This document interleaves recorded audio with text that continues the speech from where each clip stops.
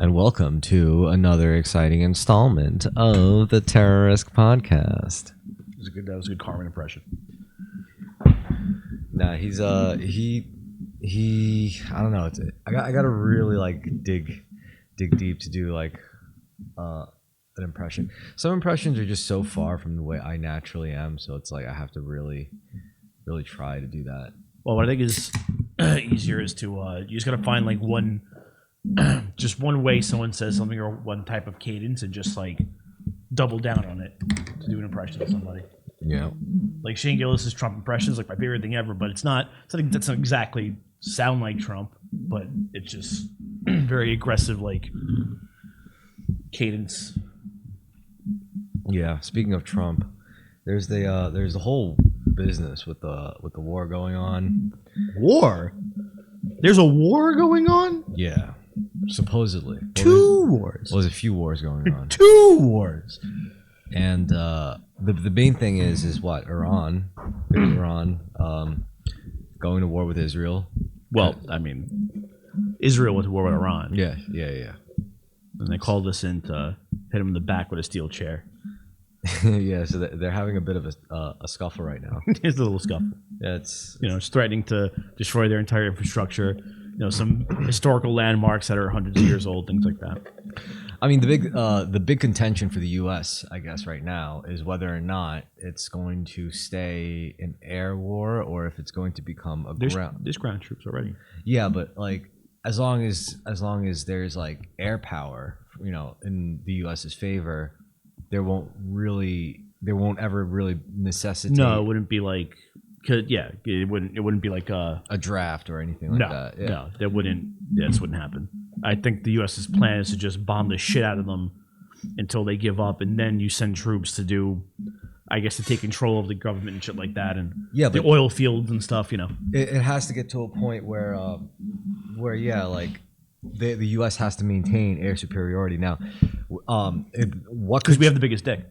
Yeah, but what could change that, for example, is with improving drone technology, it's like, what if it costs the U.S. like $300,000 to shoot down a $20,000 drone, and you multiply that like 300 times over? Like, you can't really sustain that kind of asymmetrical warfare, But I mean, like during the Obama administration, he dropped more drone strikes than the other administration before, and like I feel like Trump just doesn't do the drone strikes because he wants to just whip his dick out and be like, oh, let's.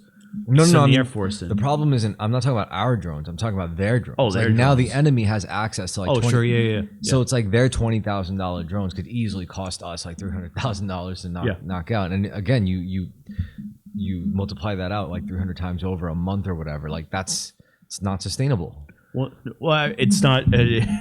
To him, it's sustainable because all they're doing is bleeding the rest of us dry to fight this ridiculous war for Israel. Yeah, I just mean logistically, like even tactically. No, you're right. It doesn't. Yeah, it doesn't. And that's something that you think the U.S. would have learned the several times we've been to Iran and Iraq. So that could be a scenario that could easily lead to America engaging in a primarily ground shooting war, where they would suddenly start like mobilizing the National Guard again into the Middle East, as if that wasn't a disaster the first time. But yeah, maybe this time will be better. Maybe this time there would be a draft. Well, thank God I'm too old and out of shape for a draft. Too old, really? Maybe, yeah, probably. I did hear actually they raised the age to when you could enlist to like 34 or something like that, 35, which is kind of ridiculous. That's cool. Yeah, I mean, if you're in a really bad place, you want a vacation. Yeah, you could do that. Going through a divorce. Yeah.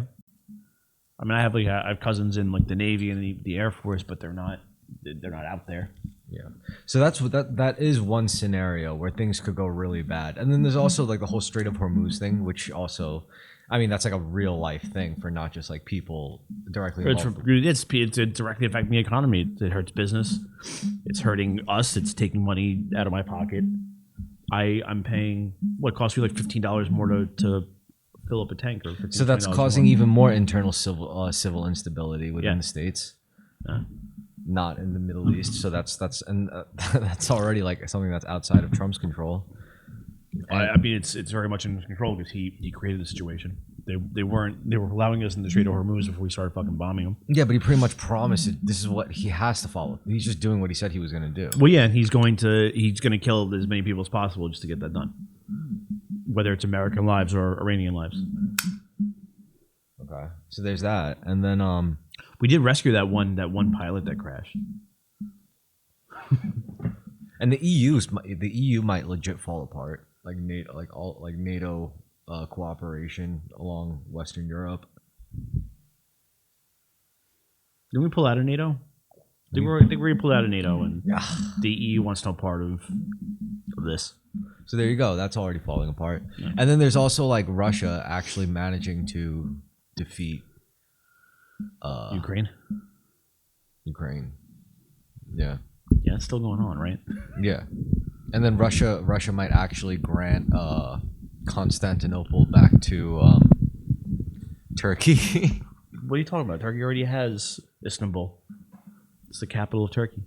Oh, I mean, they might give it back to Greek Orthodox control. I can't see that'll happen. And then you have Turkey's our ally, so they're not gonna fuck with Turkey. no, exactly. So they would fuck with Turkey by giving it over to Greek Orthodox control, and then together they march against Israel.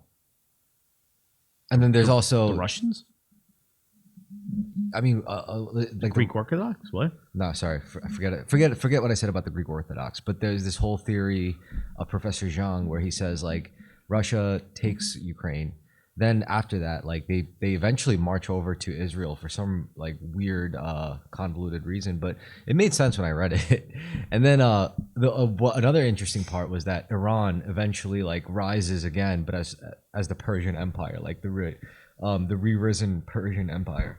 I don't know what the fuck you've been reading, but it sounds ridiculous. Yeah, it does sound ridiculous. This guy is fucking ridiculous, Professor Zhang. But the problem is like the shit I'm saying now, it does sound fucking ridiculous. But supposedly, like he's called like everything up till now. Like, you know, like a year ago or 2 years ago, if you said it's like, oh yeah, you know, like Iran, you know, like a war is going to erupt again in Iran over Pax Judaica because like Israel is just going to like want to take over the world, and you're like, shut the fuck up, like quit huffing that stuff. And then all of a sudden, I feel like anyone could really see that coming. Another aspect was like like we think there is a separation of church and state when there really isn't. You know, like the whole idea of Christian Zionism, how like the West really does Christian evangelicals, especially embedded within our government, do in fact believe that they have to build there's some sort of duty for them to allow Israel to reclaim all that land and rebuild the Temple of Solomon and all that bullshit. Yeah, and this converges with like say like what's actually happening, you know, with like because again also which is really funny. Muslims actually acknowledge Jesus to be like at least a prophet, whereas the Jews don't acknowledge him to be anything. But for some reason, we want to fulfill their prophecy. Exactly. Yeah. Also, Zhang's prediction was that at some point, like, what is it, like the third largest mosque is going to get desecrated or destroyed? Is that the one that's located on like? I think what you're saying there's it's the third largest mosque in Iran. I think Iran is like are they Shia? I think like that's like the largest population of Shia Muslims. Interesting. I don't want to be wrong. I believe they're Shia because most Muslims that we know are Sunnis. Yeah. The Great Mosque of Algiers. Sure. Algeria. Yeah. Yeah, they're Shia Muslims. So it's very possible. So if something got destroyed like that and like 2 billion Muslims got radicalized around the world. Well, I've spoken to like Muslims before, like it's like Shias and Sunnis don't really get along. But like if an outside force threatens any Muslim or any branch of Islam, they're all going to defend it. So if you do something like that, what you're going to do is, you're going to radicalize just about every Muslim in the Middle East, even though they don't agree with each other, because you're attacking one of their brothers. And supposedly that could happen. Yeah, that's very possible, because that's how a lot of Muslims feel. Interesting. So we're headed to some Boogaloo times. Boogaboos. We're all gonna die. Yep. Well, there's also like what North Korea is doing. North Korea supposedly like What have they been up to? they recently distanced themselves from Iran.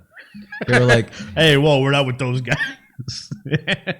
I mean, Even though they're still trying to build nukes and failing, I think that the smart assumption is that Kim Jong Un is just like in the perfect position. It's like, hey, Trump, you want some information on your enemy? Yeah. He's in a good position right now to negotiate shit. He's like, how about a favor for a favor? You know? Like I said before, pretty much like with the second Trump administration, it's like we switch sides. Like our allies are the bad guys now. Yeah. Like we're with the bad guys. Are we the baddies? We're the baddies. Oh, we're the baddies. When you're friendly with North Korea and Russia and Israel, you're the baddies. Yeah. So When you're pissing off Canada, you're the baddies. well, North Korea is like also pretty much offering to solve the whole. So like they're Well, just gonna yeah, offer- just give us like 2 nukes. We'll take care of the whole thing. Don't worry. yeah. Well, they probably want to show some type of military superiority, but I don't know. It also goes against their narrative, like in North Korea, that Americans are all monsters, which isn't wrong. But the Americans are all monsters, and they heroically defeated us in the Korean War. Yeah, and the great leader, and now they beg the great leader for help. Yeah. No, so you're right. You can spin it that way. Yeah. Now we're coming to them for help Yeah. because they're superior and better than us. Remember, like a year or two ago, they were talking about like. Weren't people saying they're not even sure if Kim Jong Un is still like alive? Yeah. They thought he was dead. Yeah. I thought he was dead. I thought there was some regime change. Then I hear like his niece. No, maybe his niece, maybe his daughter or something like that is probably going to take over when he's gone. But then I also heard his uncle was in a power struggle. Like I don't know. There's a lot of hearsay over there because we don't really have good information. I did see I also remember when North Koreans were like deployed to Ukraine to fight for Russia. I saw a bunch of videos of them getting smoked, man. Because they're really good at marching and twisting guns and stuff like that, but they've never actually like fought in wars. Yeah, they have to get their feet wet. Yeah. Hey, maybe they could hire some of the generals the U.S. fired recently. Peter Hellscliff. Hellscliff. I don't know who that is. Well, he's like the Secretary of Defense. Oh. He's the guy that's been saying all this ridiculous shit. Oh. He just compared. They rescued that pilot that crashed over Iran that we sent there, and they got him out. They rescued him, and he's like, "This is a great." He's like, and it happened on Easter Sunday, so it's like this is just like the last great thing that happens is the resurrection of Jesus Christ on Easter Sunday. And it's like well. No, it's good that they saved the pilot. Oh no, it's nice that they saved the pilot, but like they put him there to begin with, so it's not like how could this have happened? Well, he was just. If the reports didn't get out that he crashed, like they wouldn't have done anything. They wouldn't have. They would find your fucking way back. He was just doing his job. Yeah, like that Owen Wilson movie. Which one? Behind Enemy Lines or some shit. Is Owen Wilson behind enemy lines? I don't think Owen Wilson's behind enemy lines. Yeah, is he? Are we talking about the same movie? I don't know. Like a plane gets shot down somewhere in like. Is that Owen Wilson? Yeah, it was Owen Wilson. Wow, I've been shot behind enemy lines. Yeah, that's exactly what it was. It's like, wow, there's a sniper out. Oh God, that is Owen Wilson. And it was 36% of Rotten Tomatoes. Yo, look at the bad guy. The bad guy is legit looks like Gene Hackman. It's Nico Bellic. Oh, Gene Hackman plays a Russian. No, not I don't know. Oh no, never mind. Yeah, somebody else. Yeah, well that's fucking Nico Bellic. Yeah, right. He's wearing the same jacket. Look at that guy. Yeah, that's Nico Bellic. Yeah. War is when the old trick the young and stupid into killing each other. That movie came out before GTA 4, so I'm pretty sure it was based on him. Yeah, maybe. Pretty sure. That's fucking Nico. That's the jacket you're wearing. Different color, but same haircut. Yeah, definitely Nico Bellic. That was a stupid fucking movie. Yeah, I can't imagine someone going, who's a good serious actor we can get for this? Owen Wilson.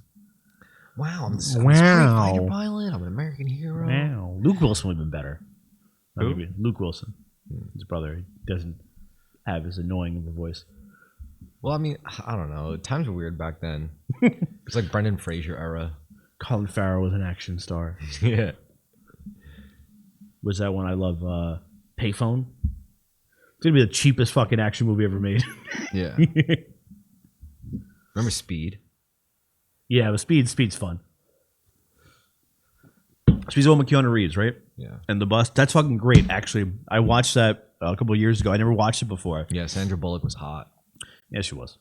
But the whole reason that happens is because there's this cop who loses his hand on the job, and insurance doesn't cover it, and he's like really upset.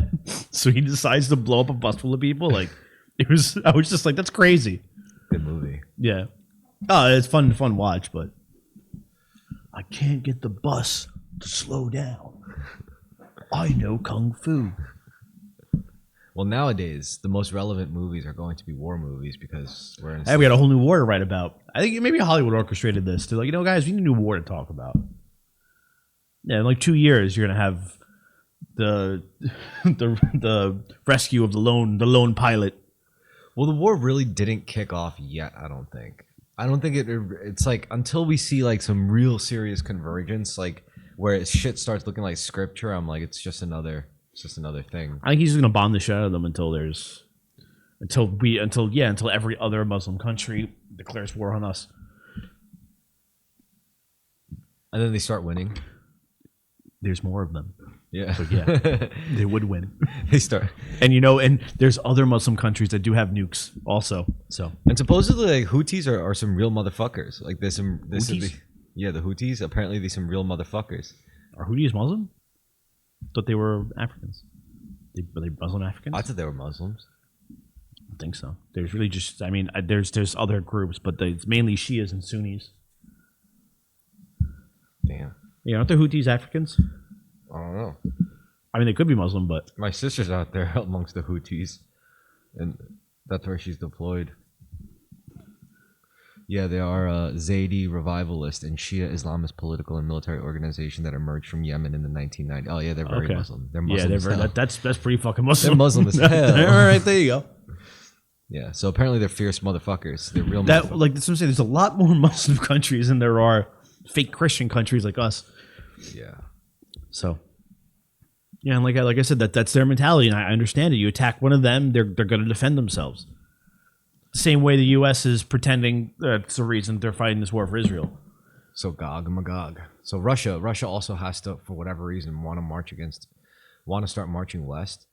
I mean, not Yeah, they should, because we're preoccupied with this, and I think Trump's going to let him do that anyway. I mean, it's not like they haven't gone to the Middle East before. Well, no, that's how this all. That's really how this all really happened back in the day. Yeah, it was a good inflection point. Yeah, the Afghan war and stuff. Yeah, we armed who eventually became the Al Qaeda. We stand by our brave brothers in Al Qaeda, the Mujahideen. Mujahideen. Yeah. You ever see Charlie Wilson's War? No. There's a scene like that where like they try to get a senator like to give more money and stuff to the Afghan. Oh freedom yeah, then fighters. he goes like, Yeah. we stand by our Mujahideen brothers. He's like, no, Yeah. no, we're Yeah, not cool with them they're anymore, like, actually. you don't really understand what you just said, do you? Like, No, it's like we're not cool with them anymore, sir. It's like, no one fucking mm. told me. Yeah. You know, it's like shit happens. we're always switching sides here. But yeah, it's Yeah, it'd be like that a though. vicious cycle. Of leverage. Yeah. It's been going on since. Oh wait, I forgot. That was also a scene in The Boys. Remember Soldier Boy in The Boys? Yes, yeah. He's like, we stand by our brave brothers in the Mujahideen. Yeah. That's what it was. Yeah, Charles' War is a different scene like that where the senator is like he just doesn't understand that like he's agreeing with them that like yes like it's like he's agreeing with them to do a jihad. Yeah. Yeah, and he doesn't realize what he's saying because he's just like, oh, they're saying inshallah, mashallah. He's like, oh, that means if God Whatever wills they- it. yeah. He's like, oh, I know God. That's cool. I mean, all right, so there's more Muslims, so they might actually beat Israel if we don't bomb the shit out of them. But we can't bomb the shit out Can't of them. bomb the shit out of all of them. Well, we also can't bomb the shit out of them if Iran's drones are. Look, we're not talking about quality, we're talking about quantity, and apparently they have like Quantity. yeah, they have a lot more drones. Good, like basically, there could be a problem for any airspace, and if we really do have to scramble like a $300,000 sortie just to take out one of the $20,000 flying drone, like that's a big problem. And also, We might actually lose that. you could have more countries like Spain won't allow us to fly over their airspace right now to go to Iran to bomb them. You could have more countries doing that now, making it a logistical issue to get around. Also, do we have enough bodies to throw at it? Like, that's the problem. It's the rich do not care how many fucking people they have to kill, or young people they have to throw in the fire. well, even if we What they did, want. like, that's just what we do. That's as Americans. That's just what we do. But then, do we have enough at this point? Probably. Yeah, maybe. I think so too. We lose a Couple million. couple million Gen Zers. I'm okay with that. I mean, look, I'm okay with that. I'm trying to wonder because, like, do we have enough people? And because I don't know, maybe not. I was at a bar in Bushwick last week with Farouk, and it was a dive bar. And Farouk talks loud, but it wasn't any louder than usual. Some kid like comes over to me, he's like, "Hey man, like, can you quiet it down? Like, we're trying to That's talk." mad funny. Yeah, Farouk was like, "What the fuck did you just say to me?" He's like, "Bro, this is a punk bar. Like, what?" He said, "You just tell me to quiet down." To be fair, Farouk does speak loudly. He does speak very loudly, but this is also a dive bar with music playing very loudly and a ton of people in it. Like, I bet was it that he crowded? could have moved away. Like, it's not like it was so like he was stuck next to him or something like that. Like, that kid came in the bar after, tried to talk to somebody. He's like, "Hey man, could you like respect my space?" It's just like, what? Yeah. No, I mean that kid was a dick, but I get where he was coming from. Like, cause like I could imagine. But then go somewhere else. Why'd you move to this fucking city then, piece of shit? It's just so funny because it really does feel like if I'm in the same room as Farouk, like he could be having a totally separate. Yeah. I could be like 20 feet away, and I still feel like he's talking at me. Yeah. I'm like, why? Like, are you like, are you talking about this thing as if you want me to listen to it? It's I remember I was at a bar and I went to the bathroom, and this is like 20 feet away, and I'm taking a piss, and I can still hear Farouk talking like to somebody else. I'm like, holy shit, man. Yeah, he's a loud boy. Terrible salesman. You figure you're loud, you'd be a good salesman. I don't think so. Then I also get really upset because some guy was asking me, "How do you grow out your beard? Like, how do I grow out my beard like you do?" I'm like, "How old are you?" Because he had like this patchy beard. He's like, "I'm 32." I'm like, "Just don't." I'm like, "It's not gonna happen, man." He's like, "Oh, well, I'm sorry, I didn't grow up on like in the Midwest with like eating cow beef and like drinking milk or whatever." I'm like, "Bro, I'm fucking from here." I'm like, "How dare you?" Was this in Brooklyn? No, this wasn't in Brooklyn. This was in Bushwick, which is not even Brooklyn anymore. And what the fuck were you guys doing in Bushwick? Farouk lives in Bushwick. They were hanging out with people. course- I of course he would live in Bushwick. know. Of course he would live in I know. Bushwick. See, this is what I'm And he talking keeps about. calling Like, himself a Brooklyn boy. Like he's the brown boy who's calling himself a Brooklyn boy Yeah, with yeah. a voice that's way too loud, living in Bush. Dude, he's never gonna make it. Like everything about that is just wrong. Like it's like nah, dude. Like it's never gonna happen. See a guy like Carmen, that's who belongs in Bushwick. You Yes, know, like yeah. a Carmen belongs Yeah, in that Bushwick. guy does. Farouk does not. Farouk belongs like in Queens. yeah, that'd be more sense. I mean, I get it's just my heart breaks because like I know what Farouk wants. He wants that fucking hipster lifestyle shit, and I'm like, I hate it. I think it's fucking whack, and not to mention a little gay. But like aside from that, well, it's a little more than a little gay. and what really bothered me isn't really the gayness or the hipsteriness or whatever. Like I could get down with that shit, whatever. It's really the degeneracy mixed in. Yeah. It's like you can't act elitist but really be degenerate because like you're degenerate in the most. That's what I hate. That's what I hate with those people like down there. Like they're hanging out like these dirty places, but like they're sticking their noses up at people. Yeah, that's true. And they're like, "Can you believe like this?" And like they're raising the rent and driving everyone else out. Well, it's Because they'll walk into a studio apartment that's so I can leak him a rats in it and go, "Yeah, I'll pay $4,500 a month for this." Well, because no one beats them up. Exactly, that's true. But that's gonna change, I think, because like these people are still under the assumption that like if I would just randomly went up to one of them and punched him in the face and ran off, like they think that there would be consequences for that. There wouldn't be. No, And they still don't. That no. hasn't really sunk in for them yet. Do you know who my father is? No, yeah. Yeah. Well, aside from that, it's just like call the police. It's like even if you did, It's like, dude, they don't care. So it's like they still don't understand it out there. And Like you can call the cops. Cops are going to be like, "Hey man, do you really want to write a report?" Because we're not going to look for them. yeah. And I don't want to sit. I don't want to be up all night writing. Also, yeah, I see people on Twitter like it's like they're flipping out about like black people randomly pushing people like onto the track as the train's coming. I don't really blame them. I'm like, yo, honestly, like, yeah, it's crazy. If you're not, first of all, if you're not from here, yeah, it's gonna seem insane to you.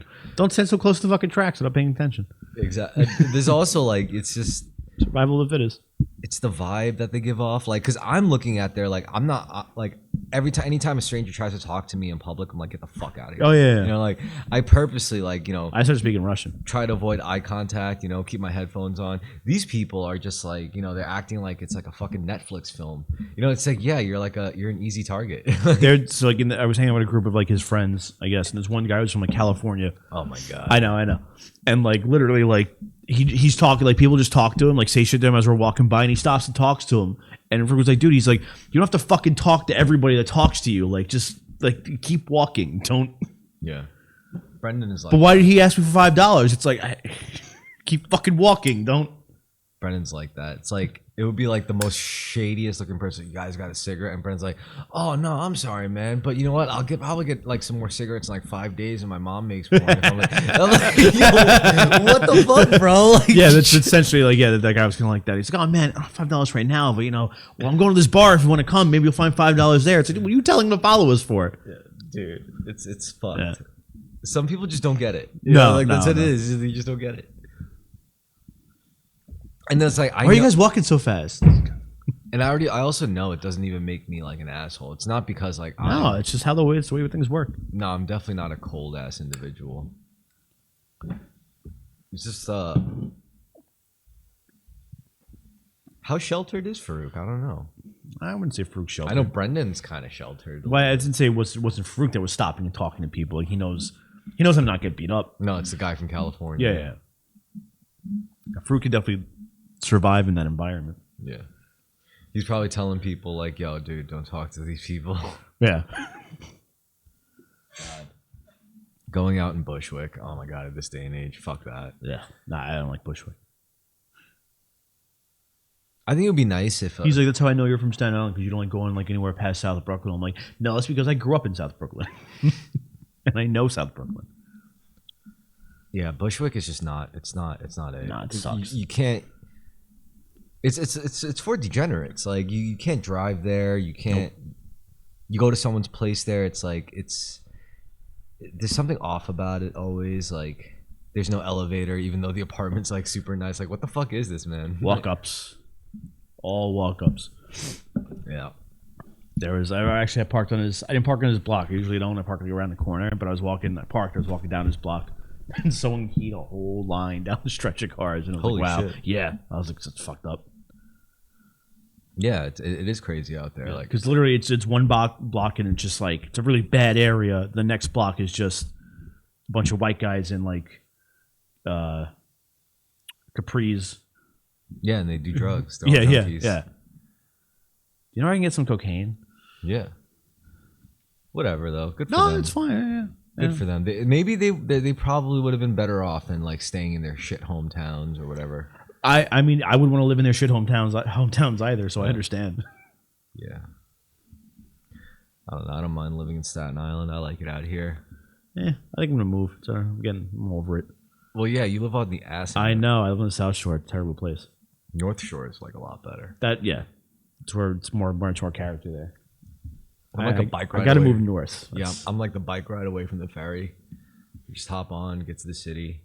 Nothing in my pocket really. Come back. Head with the beer on the ferry now. Finally, don't have to buy them beforehand like an animal. Yeah.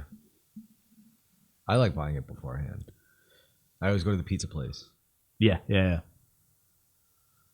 the pizza place on the Staten Island side, they have all the beers. I always get like a buffalo slice. I get like a White Claw or a Foster's because that goes good with pizza. That was always like my ferry beer, Foster's, because it's big and it's like, all right, I could finish this in 25 minutes. Yeah, the only problem is the peeing. Because, like, taking the ferry at this point is so regulated because every Tuesday and Thursday and Sunday I have to go to the I just pee off the back of the boat. What, really? Yeah. Really? Yeah, I've done it several times. What if there's people there? Not on the back, they're usually on the front. And like at night, not like during the day. Oh, yeah. At night, I'll smoke a joint, take a piss. Yeah, I'd be there during the day. Yeah, that's different. and then like so even at night, it's like I think the worst, honestly, is the express bus. Like when I'm on the express bus and I'm trying to like sneak up tall boy, it's like if there's traffic, like I get so fucked. Like that's the worst. Traffic. Yeah, could you imagine like on the BQE, like you have like a whole tall boy's worth of piss in you, and you're like you can't just piss it out. That's awful. Yeah. Yeah, and it's like starts to hurt, and you're like fuck it, I'm getting off at Narrows Road and Finger That's why you. That's why you bring an empty water bottle just in case. Yeah. But then if there's like actually people on the you can't even like piss on the bus. That's true. Yeah, the bus is harder. I've done that before. Like I piss on into a bottle on the bus, but like I have to piss. But it was a regular bus. No, on an express bus. Oh, because a regular bus you can just pee wherever you want. Yeah, but on an express bus, like you have to. It's a little classier. Yeah, it is a little classier. They got those comfy seats. Yeah. So it's like I was peeing in a container, like a bottle. It was actually a can, a big 24, 28 ounce can, and I had so much piss that I was like, oh god! So I had to stop. That's happened to me. Yeah. And I was just sitting there with a huge warm tall boy can. That's when you just drop it down, let it roll the back of the bus. You want to be cool and sit in the back of the bus. There's consequences. Or like go 3 rows back, put it on his seat. Like, oh, that's not mine. Who pissed back there? It's disgusting. Well, who left this warm beer? This warm beer. What I like about fresh beer piss like that is that it doesn't stink. It's usually pretty clear. Like it smells like beer.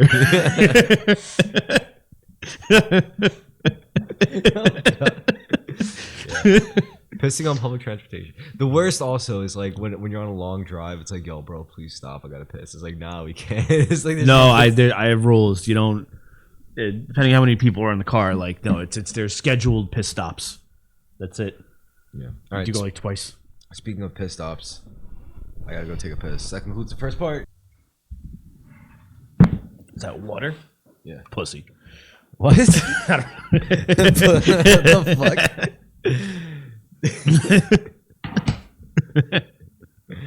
God. Sorry, yesterday was Easter and I was drinking with my cousins, and the only people that are like bigger drunks than me because I'm Irish Italian, but they're Irish German. Makes sense. Yeah, and for each generation, there's at least one person becomes like a blithering like alcoholic. Right now, my cousin Danny is now the one of our generation. Is he functional? Is he that dysfunctional? No, he's functional. It's just when he's not. When he's just like it's just I got there like he's already trashed. He makes it through dinner and he went and took a nap for like 3 hours and came back and drank more and we played CeeLo. Living it up. Oh yeah, good fucking living right there. Yeah, living at home, living the dream. He works at some place on Bay Street. I forget the name of it. Oh, he works. Yeah, he's in New York. Yeah. It's my cousin Danny. Oh, I just saw these people yesterday. That's what I do for Easter and Thanksgiving. I thought you were talking about like. I have many cousins. Yeah. No, not like Pat. Yeah, I thought you were talking about those. No, he was an alcoholic too. Yeah, I mean, yeah. Aren't we all? Yeah, but some of us are quitters and some of us aren't. I think it's just yeah, my family has. I think all the males in my family have like a dangerous propensity for like overindulgence in alcohol. Except there's like varying degrees of functionality. I think when it comes to alcoholism, I don't understand what it is. Like Brendan is a fucking alcoholic. Yeah. However, it's almost like I could drink him under the table. Like I know he has a way longer history of drinking than me, and he's probably drank more than me. But maybe it's something to do with like the biological effect of certain like genetic responses to like alcoholism, where it's like, you know how like when you're an alcoholic, a bad one, you quit, and then you start drinking again, and you only need like a little bit to get like really bad. It's a tolerance thing. Yeah. I don't know if it's a tolerance thing. It's almost, is it a tolerance thing? Like, well, he's quit several times, right? He's had issues with other drugs, so it could be. Also, like. When you have certain different like drug dependencies, it can kind of throw other things out of whack when you stop doing it. Oh yeah. So it could be that. Yeah, but me as an alcoholic, I guess I don't know. Like I'll be drunk off my face, but like I'll still be able to get myself home. Oh, yeah, You know, yeah. it's like, or it's like maybe it's just blacking out is like really not something. I So think, my cousin, like, it's his uncle. So he's not related to me blood wise, but he's like a functioning alcoholic where he worked for Ralph Lauren for like 30 years, something like that, and he still works now. He works every 5 days a week, 9 to 5, Manhattan. But he just spends all the money he gets on drugs and alcohol and lives in a homeless shelter. And he goes to work every day, has clothes, all that shit, but just can't pay rent, just won't save money to pay rent. that's actually a pretty sweet deal, honestly. And he's actually pretty happy with it. Yeah, Yeah, which is crazy. Yeah. He doesn't complain. it's a sweet deal. Yeah. Because he was just like he was just there. Like it was like fucking 1 a.m. and he's trash. He's like, I gotta get back to the shelter. I gotta work at 8. I'm like, God damn it. Yeah, I'm just thinking. It's like sometimes like I wish I could just black out of a drunk, because like for me it's like when I drink more and more and more and more, it's not that I ever black out. It's just like I just get the spins and they get worse and worse and worse and worse. It's like I can't just black out my way through it. Like I have to literally just suffer through like Yeah. every single inch of it. No, with me, it's never like I can tell when that's going to happen, and that's when I could stop. Well, yeah, I would stop now. Yeah. Like after like 20 something, yeah, I stopped doing that shit. But I noticed some of my friends, like I don't think they ever get to that point where the spins get worse and worse. For them, they just black out and power through it. And I'm Yeah, like, there's some. Yeah, it's just people just respond differently to it, and like there's times where I've blacked out where like it's like I didn't drink that much. It's I don't know what the circumstances were that caused it to happen, but like you got there's- roofied. Yes, right. But no, because there's times where like I've drank a lot. I'm like, oh my god. I'm like, why am I not like on the floor? Like maybe I'm probably slurring and then being weird, but I'm not like on the floor like just fucking saying nonsense. I probably should be. Maybe it's also like there's also like the time of day. Like if you try to drink a lot during the day. Well, see, that's yeah. Like I think yeah, it really is just like if you spread your drinking out throughout the entire day, like it's worse for your long-term health for sure, but you probably won't black out. No, I mean I'm drinking during the day sucks. Like Oh yeah, because it ruins everything else. You can't get shit done. Also, you get hungover like before the day ends. Yeah. Well, that's why I used to like Sunday brunch was great because you'd go out at like 1 o'clock, have like 2-3 Bloody Marys, eat, drink a little bit more, and then go to bed at like 6 o'clock because it was Sunday and you had nothing to do. That's when I like day drinking when there's nothing else I have to do the rest of the day because it's just I'll just go to bed early, which would be great. Yeah, on vacation. Honestly, it's not going to be sound mad fucked up, but I can't get drunk on vacation. on vacation, I like to drink like as early as possible in the day. So Well, sure, it's vacation. So I could take a nap. Yeah. And then I could wake up. So I Yeah. get the whole night. Yeah. Not the same thing. And then drink again, obviously all night. Maybe do some Molly. Well, I wouldn't do the Molly part, but Molly's great. I think I've done that shit in like 10 years. Yeah, but it's like one of those. I'm pretty sure flush. Oh wait, no, it's a dirty fucking drug. Oh yeah, it's filthy. Yeah. Covered so I much was shit. thinking of acid. Acid washes out pretty like if it's clean. Except it acid. stays on your brainstem.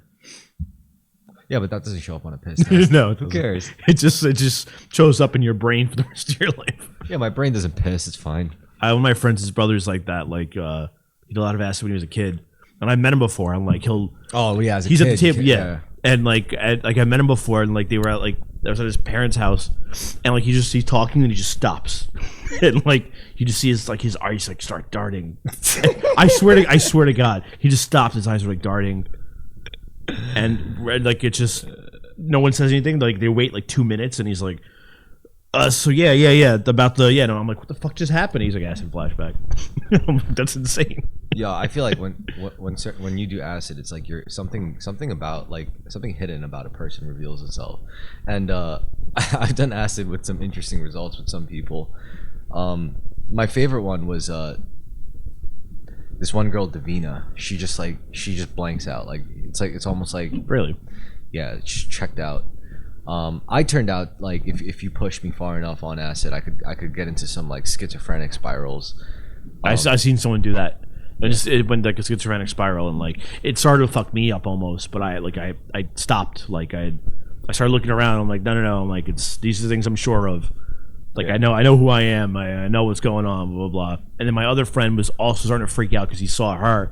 But he was like, he told me later. He's like, then I looked at you, and looking at you calmed me down because you were calming down. I'm like, oh okay.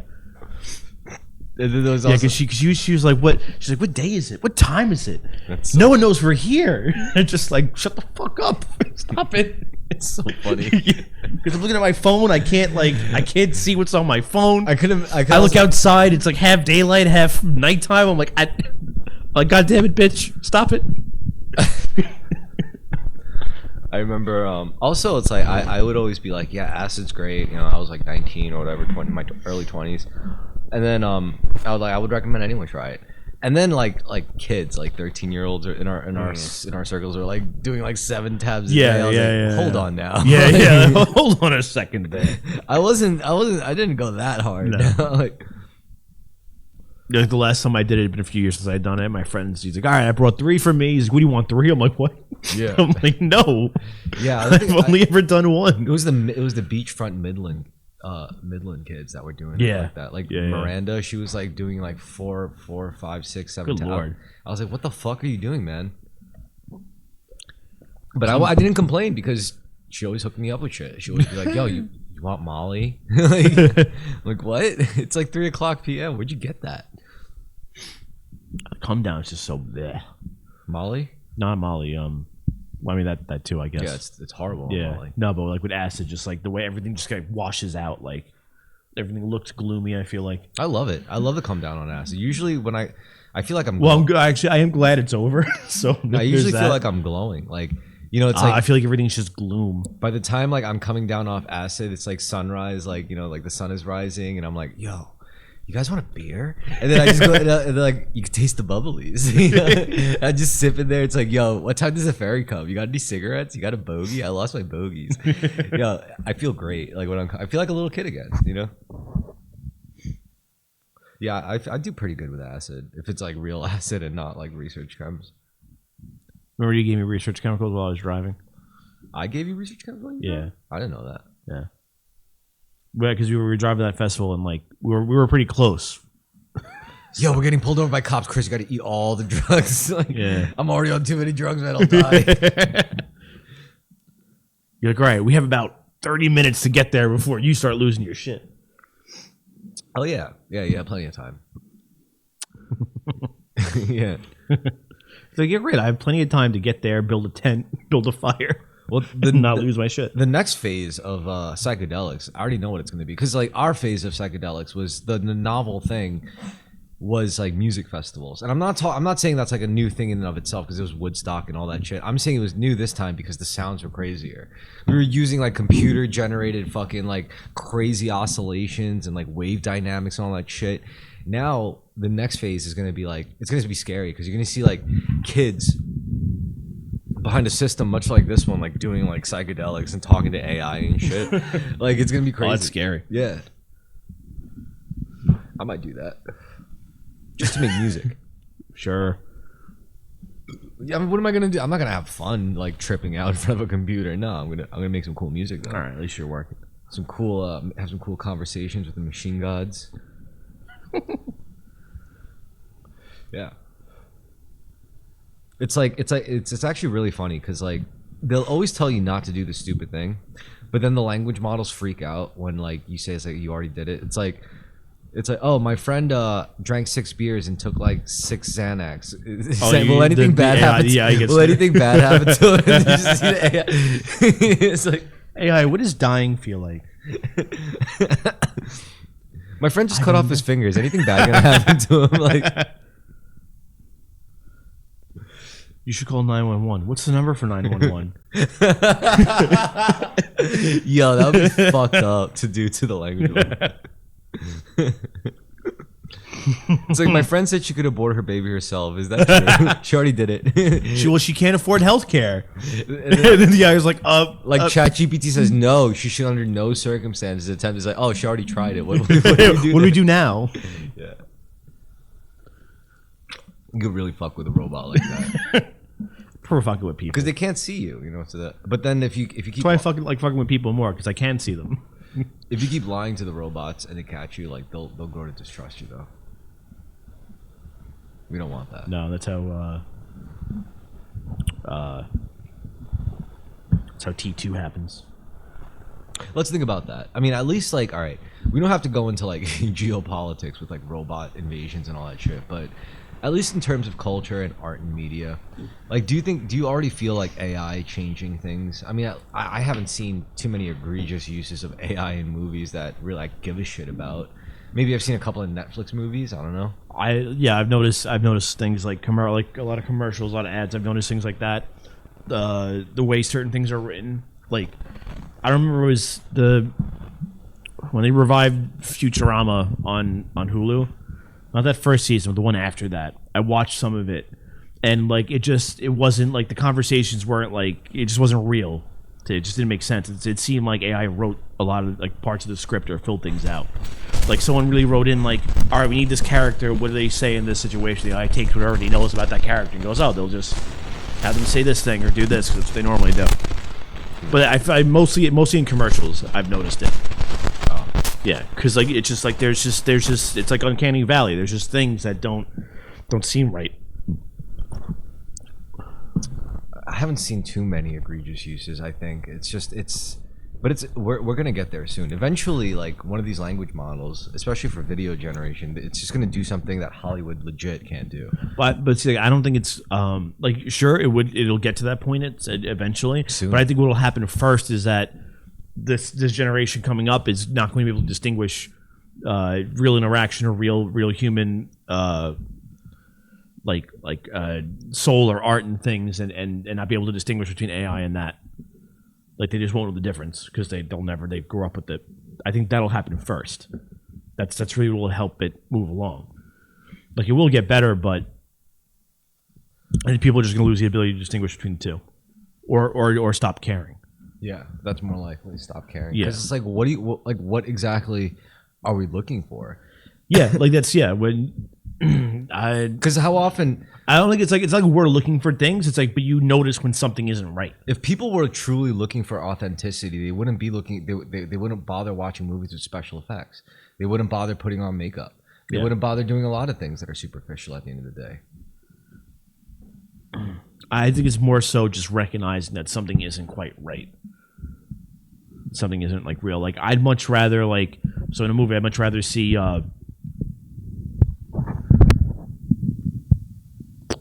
Let's not fucking with the mic. I'd much rather see practical effects than special effects. Like I'd rather see someone in full makeup than see a CGI version of it.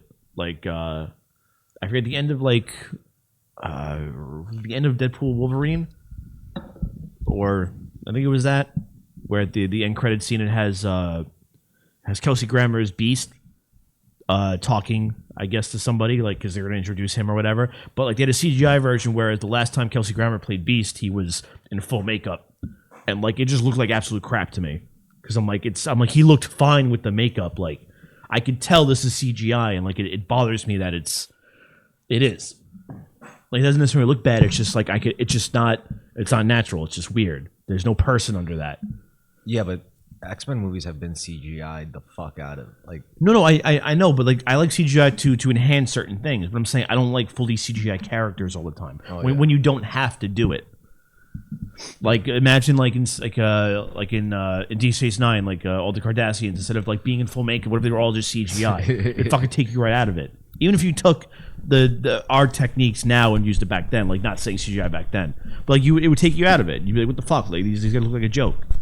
There's there's nothing real about it. There's nothing tangible. Yeah. That's why when people talk about like Star Trek, like they just put like makeup on like the people's like noses and foreheads and shit and call them a different alien race. I'm like, yeah, well, dude, you know how fucking complicated it is to come up with a new one all the time? How expensive it would be, like. Well, the craziest theory is that if there was something akin to an alien species, they would be a lot rarer than we would give credit for.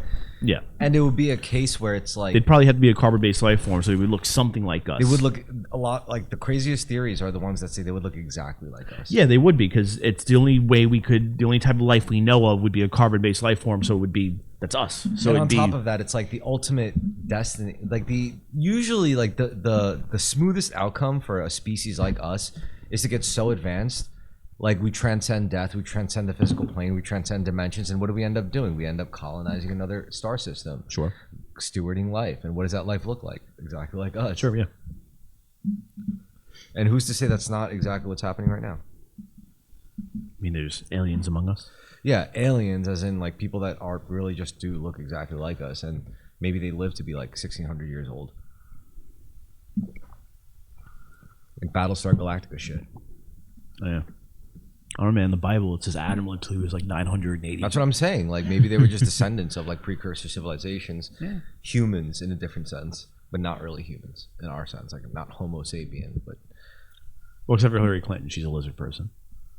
yeah. Maybe the lizard people really are just precursor civilization humans. Could be. Yeah. She is an old cunt. Yeah.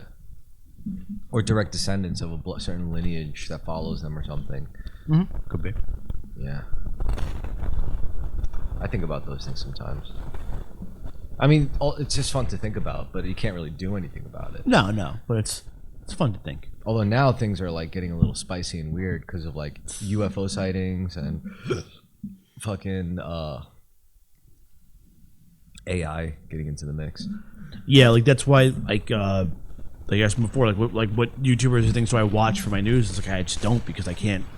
It's harder and harder to trust shit like that. I'd rather just read it, because you can't. I mean, you could fake words, but I could pick up on that a lot easier. Yeah, that's a fair point. Yeah. Yeah, I've always I guess I like content where it shows people's personal lives, you know, and kind of like just as if you're like you could be sitting in the room with the person, just talking with them, you know. And I like that because But that's that's what I prefer out of any YouTube channel I watch. Like is authenticity, something like that. Like authenticity, great yeah, word, yeah. Excellent word to Yeah. bring up, especially it's authenticity. Now, when you think about authenticity, it's like a interesting thing because it doesn't. If it's truly authentic, it doesn't matter what form it takes. Mm-hmm. You know, so there's that. But Yeah, like it's as like I could tell I won't like somebody like YouTube channel or whatever video like a few seconds in, because like, there's just like I could just feel like this disingenuousness. Like if someone's staring at the camera and like, hey guys, what's going on? Like they're talking loud. I'm like, it's like no, I can't do this. well, I mean, I guess sometimes it's necessary if like I'm looking up tutorials. But I'd say like, tutorial. I like people that would know bullshit. Like they usually they don't speak very clearly. They talk very low, but like their videos are only a few minutes long because all they're doing is they're like, because there's those videos where like, hey guys, I'm gonna give you a tutorial on how to do this in this game, but first I got to tell you about this. It's like no, I don't fucking know. I want to answer this question. Just do that thing. Yeah. Don't. Yeah. Nowadays, There's those videos where like they give you fucking background information you didn't fucking ask for, and at the end of the video they didn't even answer the goddamn question. The end of the video is like, well, nobody knows. It's like, so why the fuck you waste my time? Why is this the title of your video? Well, and I get it, it works for people, it gets clicks, but it's not going to make you respect you or contribute to views. I will immediately like just block those channels. well, like clickbaity. Yeah.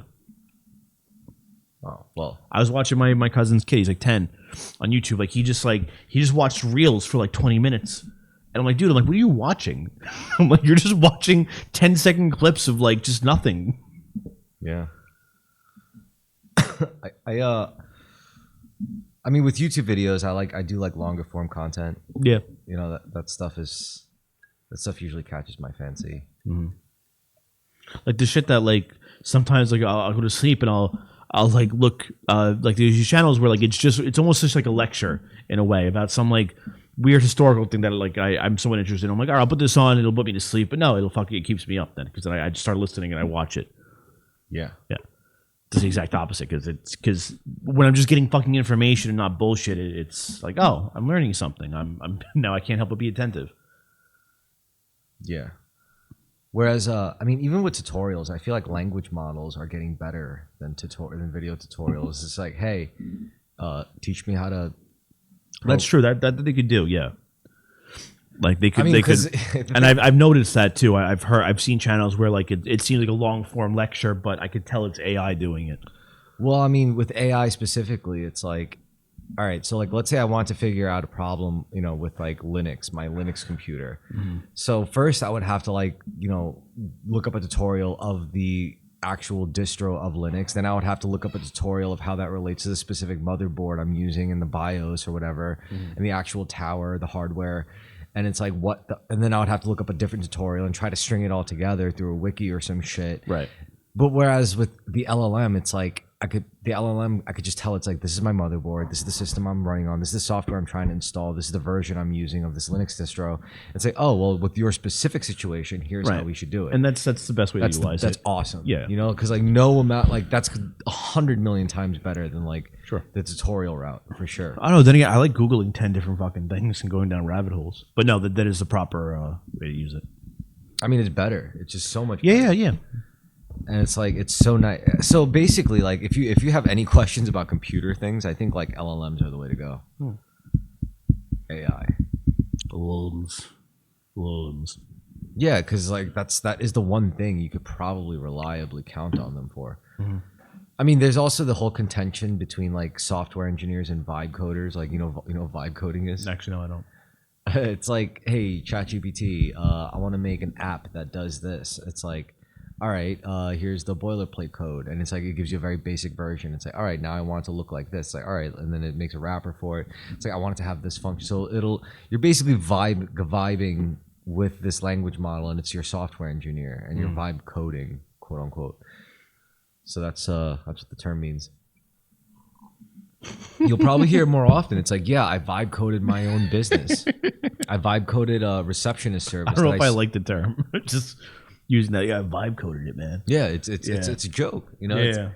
But it's like it's like one of those things where like nobody wants to take it seriously, but every single day it's producing more seriouser results. And seriouser. Yeah, my 10-year-old. I went to see my family on Easter, and my 10-year-old vibe coded an app, a receptionist service for local dentist offices, and it sells it to them. I'm like, the fuck? It's actually funny. One of my cousins, he's like 50 something. He was like, you know what I'm really liking? I'm really liking that YouTube. I could listen to any song I want on that YouTube. I'm like, Jesus Christ! I was like, dude, you're like 20 years behind. How old is this guy? He's like late 50s probably. Oh, no, I'm sorry. He's probably like early 60s rather. I'm really liking this YouTube. Yeah, he's like, I really like this YouTube. I could look up any songs I want. You should send him some like I was like fucked up shit. Like, well, no, he wouldn't know how to do that. We were having a discussion and no, on YouTube. Like, it's like, here, click on this link. It takes you to YouTube. Someone was playing. Someone was playing some song, and he was like, I think Tina Turner actually wrote this song. I'm like, they wrote the song or they covered it? I'm like, I don't think they wrote the song. I think whoever else ever heard the song was. He's like, I think they might have written it. They at least covered it. And she's singing like, "Hey Macarena." Whatever. And he's just like, I'm not sure. He's like, oh, this is pathetic. And he pulls out his phone, he Googles it. I'm like, why is that pathetic? Like, it's you can find out the answer to your question very easily. But then halfway through writing it, he forgot what the question was. It's like forgetting his multiplication table. Yeah. How do you not know if she didn't write this song?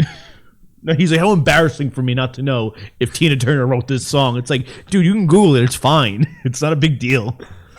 And then of course he can't type it. He has to talk to speech to text or whatever. I guess you would call that just a short attention span. Well, I just think he's not adept. A lot of older people that just don't want to just sit in their ways. That's fine, I guess. Like, it's like older people are the ones where I feel like they would rather spread disinformation than like verify what they're saying very easily by looking it up. Because it feels good. Yeah. And I fucking hate that because it pisses me off. Because it's like, you don't care if I look like an asshole if I repeat this later. But at least, like, at the time they thought, yeah, at the time they're like, he really respects me. But no, as soon as I sound like an asshole whenever I repeat that, I'm like, well, I'm not gonna fucking talk to this asshole ever again. I'm not gonna listen to you.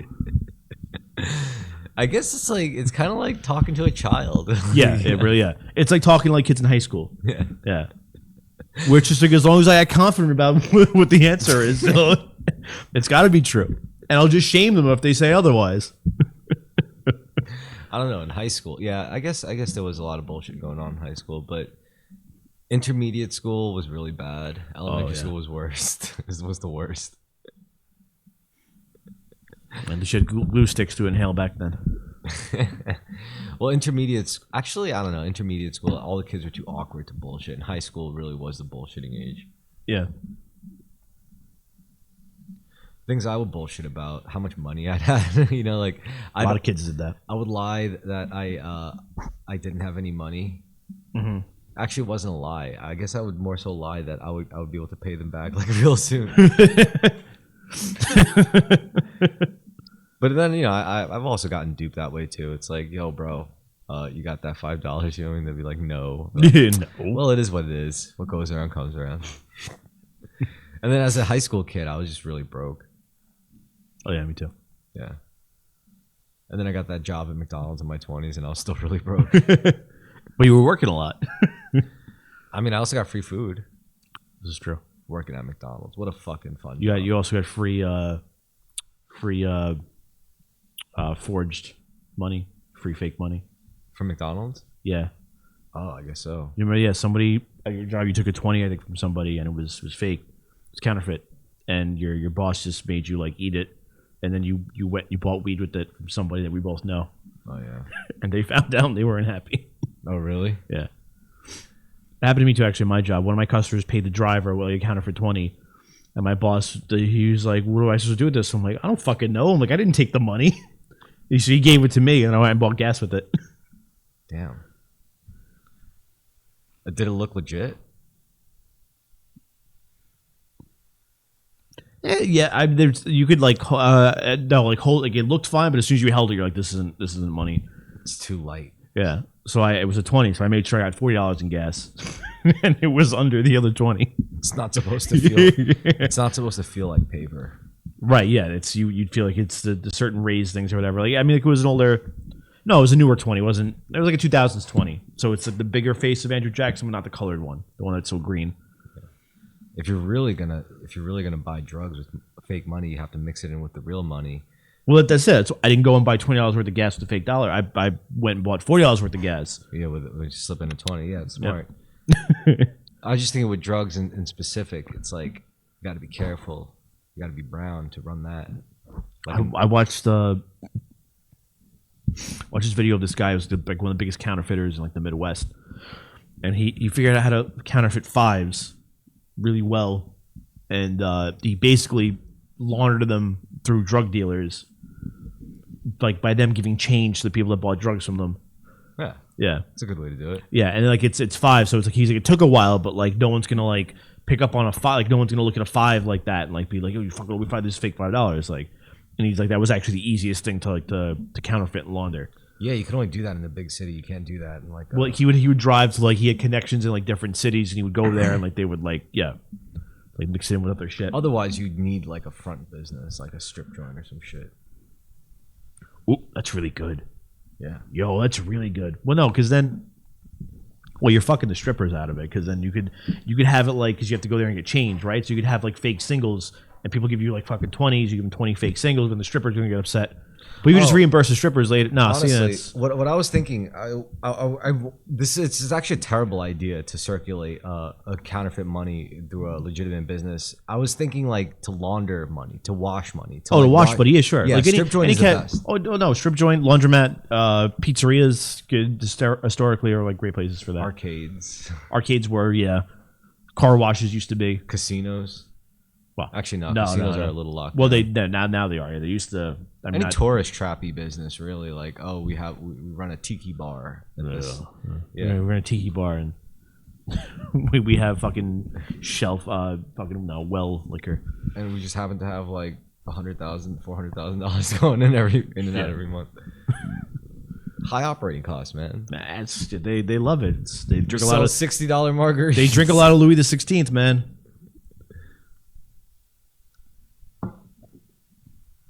I mean, if the IRS couldn't possibly investigate every single one of these cases, because if they did, No, and if you're reporting more money and paying taxes on it, no one asks questions. yeah. And it's That's real the thing, money. it's- It's just from not. That's right. Yeah, the money's there, and like again, like if you're reporting a lot of money and you're paying your taxes, no one's really going to give a shit. Yeah. It just has to be someone has to start looking at you. which doesn't really happen. That's why, like, I love in, like, Scarface how, like, he literally just goes to fucking banks and brings his drug money and they're like, yeah, no problem. Because how it used to be. Yeah. Now it's like you got to buy a whole like fishing lodge. Well, yeah, it has to be somewhere. Everyone has to know where it came from. Like my friend, when he bought a house, he couldn't because he didn't claim. He claimed more of a loss than he actually had. So when he the year before, so when he bought a house, he had to he couldn't just give them $20,000 for the down payment. Otherwise, so they'd be like, "Where'd the 20 grand come from?" So he had to go. He went to people like he gave me like 5, and he's like, "Can you put this in your bank and then send me 5? Because you could put like I think up to maybe $11,000 in your account and just claim it as a gift. Yeah. So it doesn't it doesn't have to show his income or anything like that. So like." He gave it to like me, to his dad, his other friends, and he's like, "This is your account, and just wire me $5,000 this way." When the bank asks where it's come from, I go, "Oh, it's a gift from my friend." Yeah. Yeah. No harm, no foul. You're gonna have to cut this whole part out, actually. I mean, it is what it is. It's just yeah. No one knows my name. No, it's not true. You say my name like every time we do this. No one really. I mean, like I could even say that. I have like a shell company, I guess. Like I'm a business owner on paper. I'm a business owner, but it's not a shell company. It's a company that just doesn't really do anything other than my specific one job. Yeah, but that's for this one contracted employer. Yeah, but it's a contract. That's really what it is. Yeah. I'm gonna get another drink. You want one? Yes, please. There. Can I have one that's not cucumber? This one's a little. I mean, I don't mind. Whatever. I'd like to try one of the other two. What? No, I eat pieces of shit like you for breakfast. You eat pieces of shit for breakfast. That's the one where you remember? No, it's just my favorite one with Shooter McGavin. Adam Sandler. Yeah. He's only made 2 good movies in the last 15 years. Really? Well, I mean, the only one I like Uncut Gems, and then I don't know what the other one is. Adam Sandler should make a movie Click was okay. Where he goes to like Japan or Korea or China. Well, he was doing that for a while, where like he was just doing movies in different locations. I didn't seem like just go on vacation. Like, is that movie in Hawaii with? No, I mean more like a drama kind of thing, you know, where he. Oh yeah, like, well, that's Uncut Gems. That's why I really liked it, because like he was like this shady fucking Jewish jeweler. I guess there's no point. Gambling addict. There's already Lost in Translation. That's Bill Murray. Oh, it's an excellent fucking movie. Yeah, you liked it? Oh, I love Lost in Translation. It's so strange, but I like it a lot. Yeah. Lip my stocking. It's a great it's a very sexy movie. Oh, we were talking about counterfeiting money. No, we weren't. I was just also thinking about like the first episode of The Wire, when like that was like one of the main beats in the movie, where they started off with was it Bubbles? Bubbles was trying to he was trying to get unload some fake money that he like didn't counterfeit super well, and they beat the fuck out of his friend, which is why he ended up becoming like a willing snitch in the first place. Yeah, his boy comes back. Yeah, they're like I love how like they frame the two of them, because it's like them versus everybody else, and like Bubbles like really schools him on what it's like to be a fucking homeless heroin addict, and like he teaches him the game and stuff. It's cool. Bubbles is a cool character. Yeah. But a lot of the show too, it's just like in Sopranos, where you remember how the FBI is like on Tony a lot in like the first season, because that came out like '99 or something. And by season 3, it's after 9/11. Like the FBI like straight up says they don't really care about domestic crime anymore. Like, and they asked Tony if he ever like sold weapons or knows any Muslims with weapons and stuff like that, because it's all they care about. He gives that information. I think you missed that part. When you went to get the food or something, or went to the bathroom. But like, there's a thing where McNulty went to his FBI friend and got like some like recording devices to put on Sidnor when he went and bought drugs. Yeah. To that buy, and he shows him a video of like them busting up a huge like heroin ring, and he's like, this should have been a career case for me, and like she's like, why isn't it? He's like, because I'm the name Muhammad. Yeah. Yeah, he's like, that's all they care about. They mention 9/11 all the time in The Wire. They're like, Yeah, oh, because it changed. It's really changed crime, and ever since those towers fell. but no, because it's crime's gotten a lot worse because the federal government doesn't care, and a lot of federal funds were taken out of police departments and put into Which is why they have TSA like, and word Homeland processors Security. and shit. Yeah. I love that. The fucking because I only know it was a word processor. My dad told me it was a word processors because I think the word processor existed in like the mid '80s for a brief period. It was a weird in between, between typewriters and computers, like it was like right in between there. Bro, so I've never really seen one. We really underestimate like fleeting technological things. Like I feel like, for example, like the typewriter and the computer were definitely way more significant than a fucking word processor. I know But same thing with like the DVD compared to like a VCR and like a digital format. You know, like a DVD. We thought it was so normal, and we thought it was like the coolest thing. In the next, I thought it was futuristic. yeah, and then Like I was like, dude, I'm like, you can scratch a DVD. I want VHS. That's what I wanted. you wanted the VHS. Yeah, because it's cheaper and they wouldn't get fucked up. Did you know that it actually wasn't always cheaper? A VHS was actually ridiculous. It cost like it used to Like cost $35 maybe. Yeah. no, it used to Something like cost that. like oh wait, Maybe, was it? maybe something like that? I don't know. It was something like the equivalent of like paying like $300 or Oh, something. for a VCR. No, not a VCR. Like For a VHS for a tape. VHS, but not like the VHS as we knew it. But like there was like a somewhat older format, and like apparent actually no, Betamax.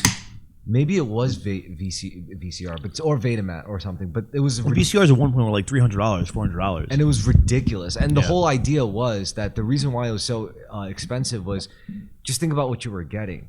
Like to watch a full length feature film, you had to like pay to go, and you had to physically go to it. The only way you could watch for years, the only way you could watch old Disney movies is that they would re-release them in theaters every couple of years. So to be able to get like a unit in your home, to be able to get the whole fucking Fantasia or whatever, Yeah. like, and to watch it with the family. And Disney resisted VHS for a really long time. yeah, because that was like Really a long big time. thing. Like Yeah. I could imagine, it's like, bro, you're cutting into my shit. Yeah. Because that was before they figured out how to break into the market themselves. Yeah, before they had to realize, hey, let's just do what all these fucking giant corporations do and just stick our hands in fucking 20 different things. But however, there was a concession, a brief concession within our weird economic history, where it's like, yeah, the VHS thing discrepancy was a big problem for movie distributors, especially, or movie studios in particular, like producers. So what do?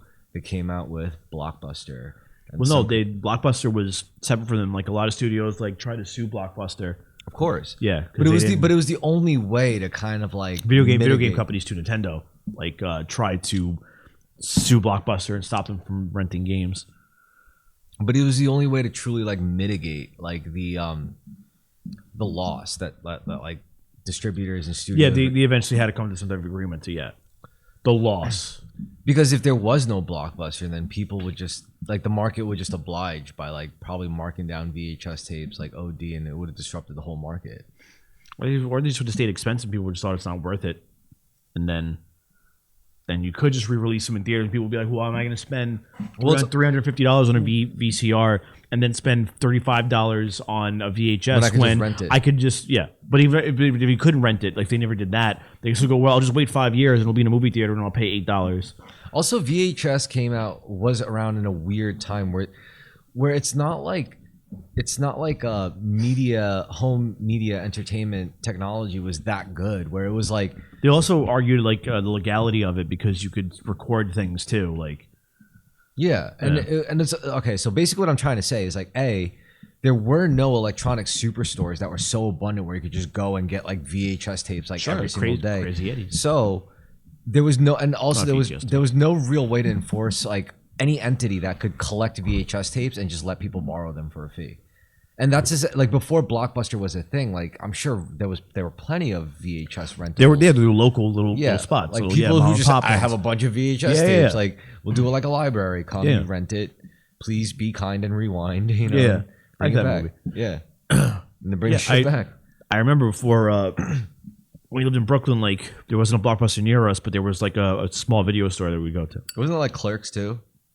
Like the first Clerks movie as well. That's where next to the bodega Had to return is a some Randall's. videotapes.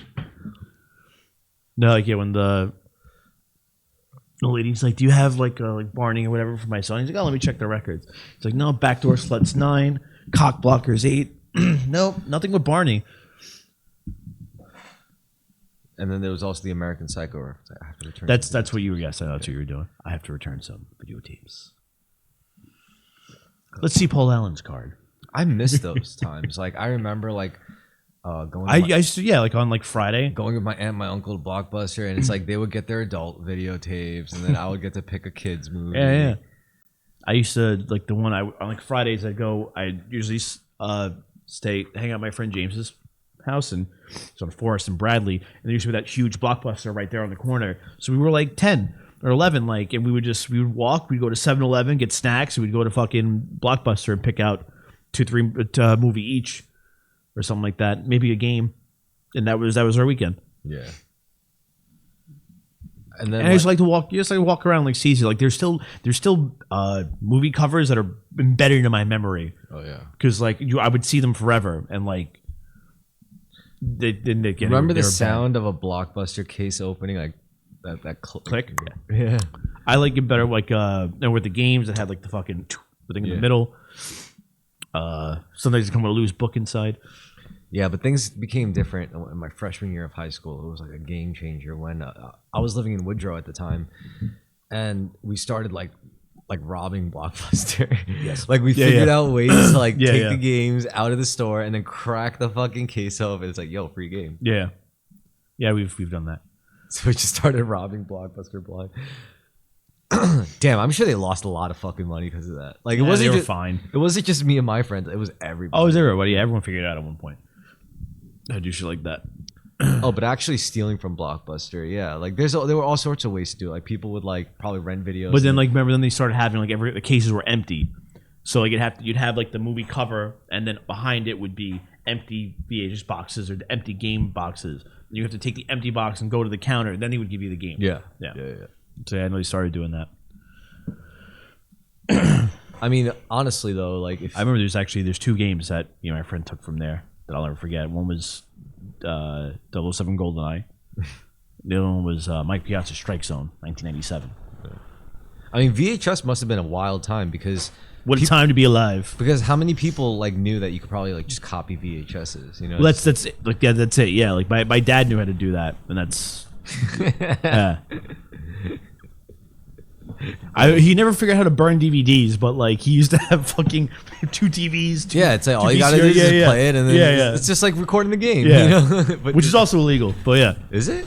Well, technically, no. If you take it and resell it, it is. Oh. Actually, if you watch any football game, it'll say like it's against federal law to any movie that you rent or buy or watch. Do you remember that first title screen, the FBI warning, the big scary ominous badge, the FBI warning?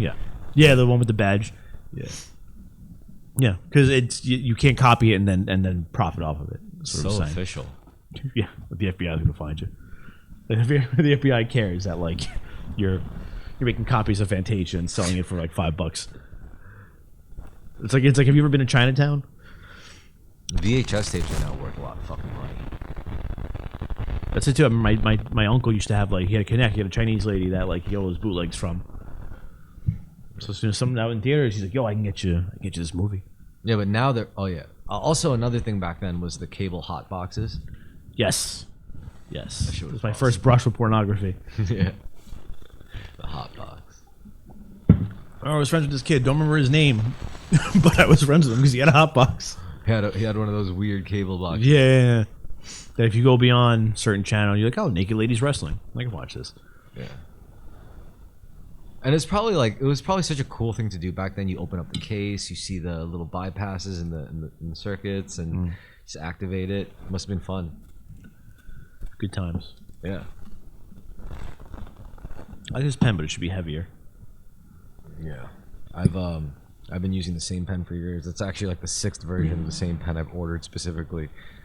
It's crazy. I know people are like that with pens. Yeah. Well, it is solid gold. No, it's not. I know. Yeah. I was thinking about getting a fountain pen because I started writing in cursive more, but I can't write in cursive. I've always felt it was normalized for me because I knew Doug Funny wrote in cursive. Did he? Yeah. I know his favorite band was the Beats. Oh. Roger, Patty Mayonnaise, Roger. Skeeter. Roger was the best character. I love Roger. They always play that same jingle when he would like do something shitty. Yeah. Like bow, bow. The guitar shit. Yeah. Yeah. He looked like such an 80s bully too. Like with the fucking leather jacket. It was such a basic show compared to like what immediately followed. It was like a turning point. Well, because I mean, like, yeah, it was on Nickelodeon, and like the whole concept of Nickelodeon was like people didn't think it was gonna work, and Yeah, because pedophiles were running the show. well, that's how it started to work. Unfortunately, Yeah, But- like they were really good at it apparently. Yeah, Like, they were really. good at connecting with the kids. well, once they were like cartoons are great, and the pedos were like, well, why don't we have let's do a sketch show with all underage kids, and and then we'll have a spin-off with more underage kids, we'll make socks. and another spin-off with more underage kids. And we'll make socks against the rules in Nickelodeon Studios. Yeah. For some And we'll let the parents in, Yeah. and we'll pay them like shit. I It'd be remember. great. I remember because like I was going through like normal shows like Doug, and then out of nowhere I was watching like Invader Zim, and that Oh, I think fucking- that did something to my brain. Oh, as a kid. yes, me too. Yeah, it definitely warped my sense of. I was going from like Hey Arnold, to, Yeah, like things were kind of like sensible with like kind of real down to earth like types of stories. Like there were real life lessons in both Hey Arnold that I remember and Doug, and then Invader Zim is. Well, I mean, all right. Invader Zim To be did- fair, Invader Zim is jumping ahead. I remember the first tipping point of things getting Ren and weird Stimpy. for the worst. No, that was already that's an exceptional case. I think the things that were getting like really weird in normalized Nickelodeon culture was Cat Dog. Oh, I love Cat Dog. I love Cat Dog too. but Cat you gotta admit, Dog. that was the first. Cat Dog. Even as a kid, like I took a double take at the concept when I first saw it. I was like, wait, what? that seemed normal to me. Yeah. Yeah. Oh no. What was it? The show with was the Action Team Now. Remember, it was just like they were like action figures. Are you talking about like Kablam? Kablam, that's it. Yeah, Kablam. Kablam was fucking weird. Kablam was awesome. Melt Man with the power to melt. Yeah, Kablam. Kablam was fucking weird. I like Kablam. Kablam was crazy. Yeah, but no, see, Invader Zim was the one where I was like, oh, he's stealing all the children's organs, and you see like their like intestines are spilling out of his mouth, and I'm like, I don't know if I should be watching this. Like, this is awesome. Yeah, but I love it. My squiggly spooch. That's not a real organ. Yeah, Invader Zim was nuts. Absolutely wild. Not now, son. I'm making toast. Someone brought up this before, this really sick cartoon that I completely forgot about. It was called like Kappa Mikey. I know that one. It was sick. It was about this like the main character was like this American boy, and he was animated like just regular Western style, but he goes to Japan to become like a superhero in a Japanese super, and everyone else is like animated like anime style. Oh, that's really cool. Actually. Yeah. So, and he was just like it was a funny and good idea. It was just ahead of its time, probably. Yeah. That is pretty cool. What about Two Stupid Dogs, Oh my god, that's classic. Cow and Chicken? I could go on a whole thing about Two Stupid Dogs. Ain't that sweet? But it's wrong. This is Kappa Mikey. No, it's 2006. Yeah, it's a little late. Yeah. All right. So Two Stupid Dogs. So there was a pilot program. I think like this is like Cartoon. Or Cartoon Network. Yeah. This is cartoon. Cartoon was just like with all pilots. Yeah. And Actually, there's a precursor to Family Guy, the pilot that was on Cartoon. oh, interesting. It's like it's the same. It's both. It's Peter and Brian, and the voices are the same, but the characters are different. Seth Brian's- MacFarlane? Yeah, it's still Seth MacFarlane. Yeah, but like Peter's like there's no wife, there's no Meg, there's no Chris, but he like Peter's like an old man, like an older man, and then Brian's still a talking dog, and it's the same voices. And there's even jokes in that were in the Family Guy pilot, like years later. I think the whole purpose of it was because they were rolling off the Hanna-Barbera age, and they realized all that Hanna-Barbera shit was getting mad stale. Well, that's like Adult Swim. Like Adult Swim had the rights to Hanna-Barbera cartoons, and they started making Harvey Birdman Attorney at Law. No. I mean the old Hanna-Barbera, like the original shit, like Flintstones, Jetsons, and shit. That's what we were all accustomed to when we turned on cartoon. But then, like, they must have realized they're like, this shit's getting stale. Like, we need new material. So that's how we had This is cartoons. Cartoon. No, it's just called Cartoon, I think. But Cartoon Network. Cartoons, yeah. But Cartoon Network. But you know how they started? It's like, this is cartoons. Yeah. But no, so like, Cartoon Network existed because Ted Turner bought the Hanna-Barbera library and bought a bunch of old movies and stuff like that. And people thought that was stupid because they're like, what are you going to do with that? It's a loss. So he created Boomerang and Cartoon Network and just used those and created those channels to use the licenses he just bought. So that's what happened. So at first, Cartoon Network was just Hanna-Barbera cartoons because he bought them all. Yeah, but when I say Hanna-Barbera, like, I remember, like, I'm saying, like, there's the old days, which is like Flintstones. Yeah, like the 70s, the old Saturday morning cartoons. After that, you had shows like Powerpuff Girls. Yeah, but that's what I'm saying. That's that the old Hanna-Barbera stuff. Like, that's because Ted Turner bought that library, created a channel for that, and then people came in and started making new cartoons. Yeah.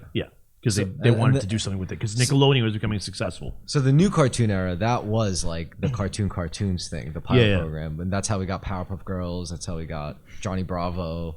That's how we got also written by Seth MacFarlane. Dexter's Lab. I love Dexter's Lab. Yeah, those were the Courage, Cowardly Dog. Cowardly Dog. Good shit.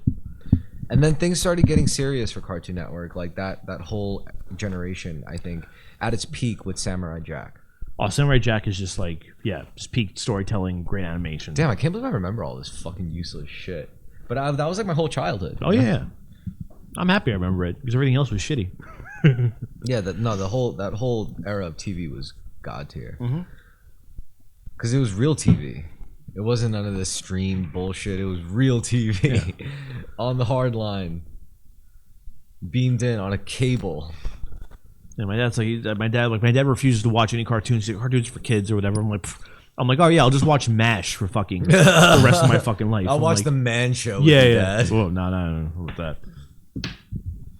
No, because me and my uncle were trying to tell him like the best DC stuff is their animated movies. My dad's like, I'm not gonna watch cartoons. We're like, all right, so watch fucking Justice League again because it's a fucking terrible movie. When I was growing up, the manliest things to watch on TV were probably like fishing shows, like ESPN Fishing. It was also like my uncle used to fucking watch. He just watched fishing shows, or like the Car Garage, It's like, how you doing? We're replacing a carburetor here on this old Ford Bronco. Why don't you join me here in the garage? Which was fine, but then it turned into and then just dramatic music. Like, oh my God, this carburetor's blew out. What are we gonna do? How are we gonna fix this? That's not the real shit. That's I know. And then his son's like, I know how to fix a carburetor, right? He's like, no, you fucking don't. I remember that. That's when it got bad. That's when it got really. Remember that? It's like, there must have been our ratings are going down. We got to spice it up. We got to get a hold. It was that motorcycle show. American Choppers. Yo, you know what was the first sinner was Pimp My Ride.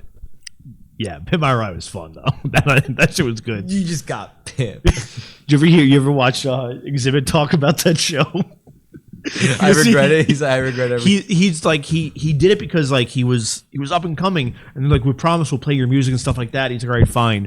He's like, but people hold me personally responsible for what happened to their cars. And he's like, bro, they would say, hey, show up to this house, say this, drive the car off. He's like, and then I come back in 3 weeks with a new car. And he's like, I would look at it and be like, holy shit, what the fuck did you do to this car?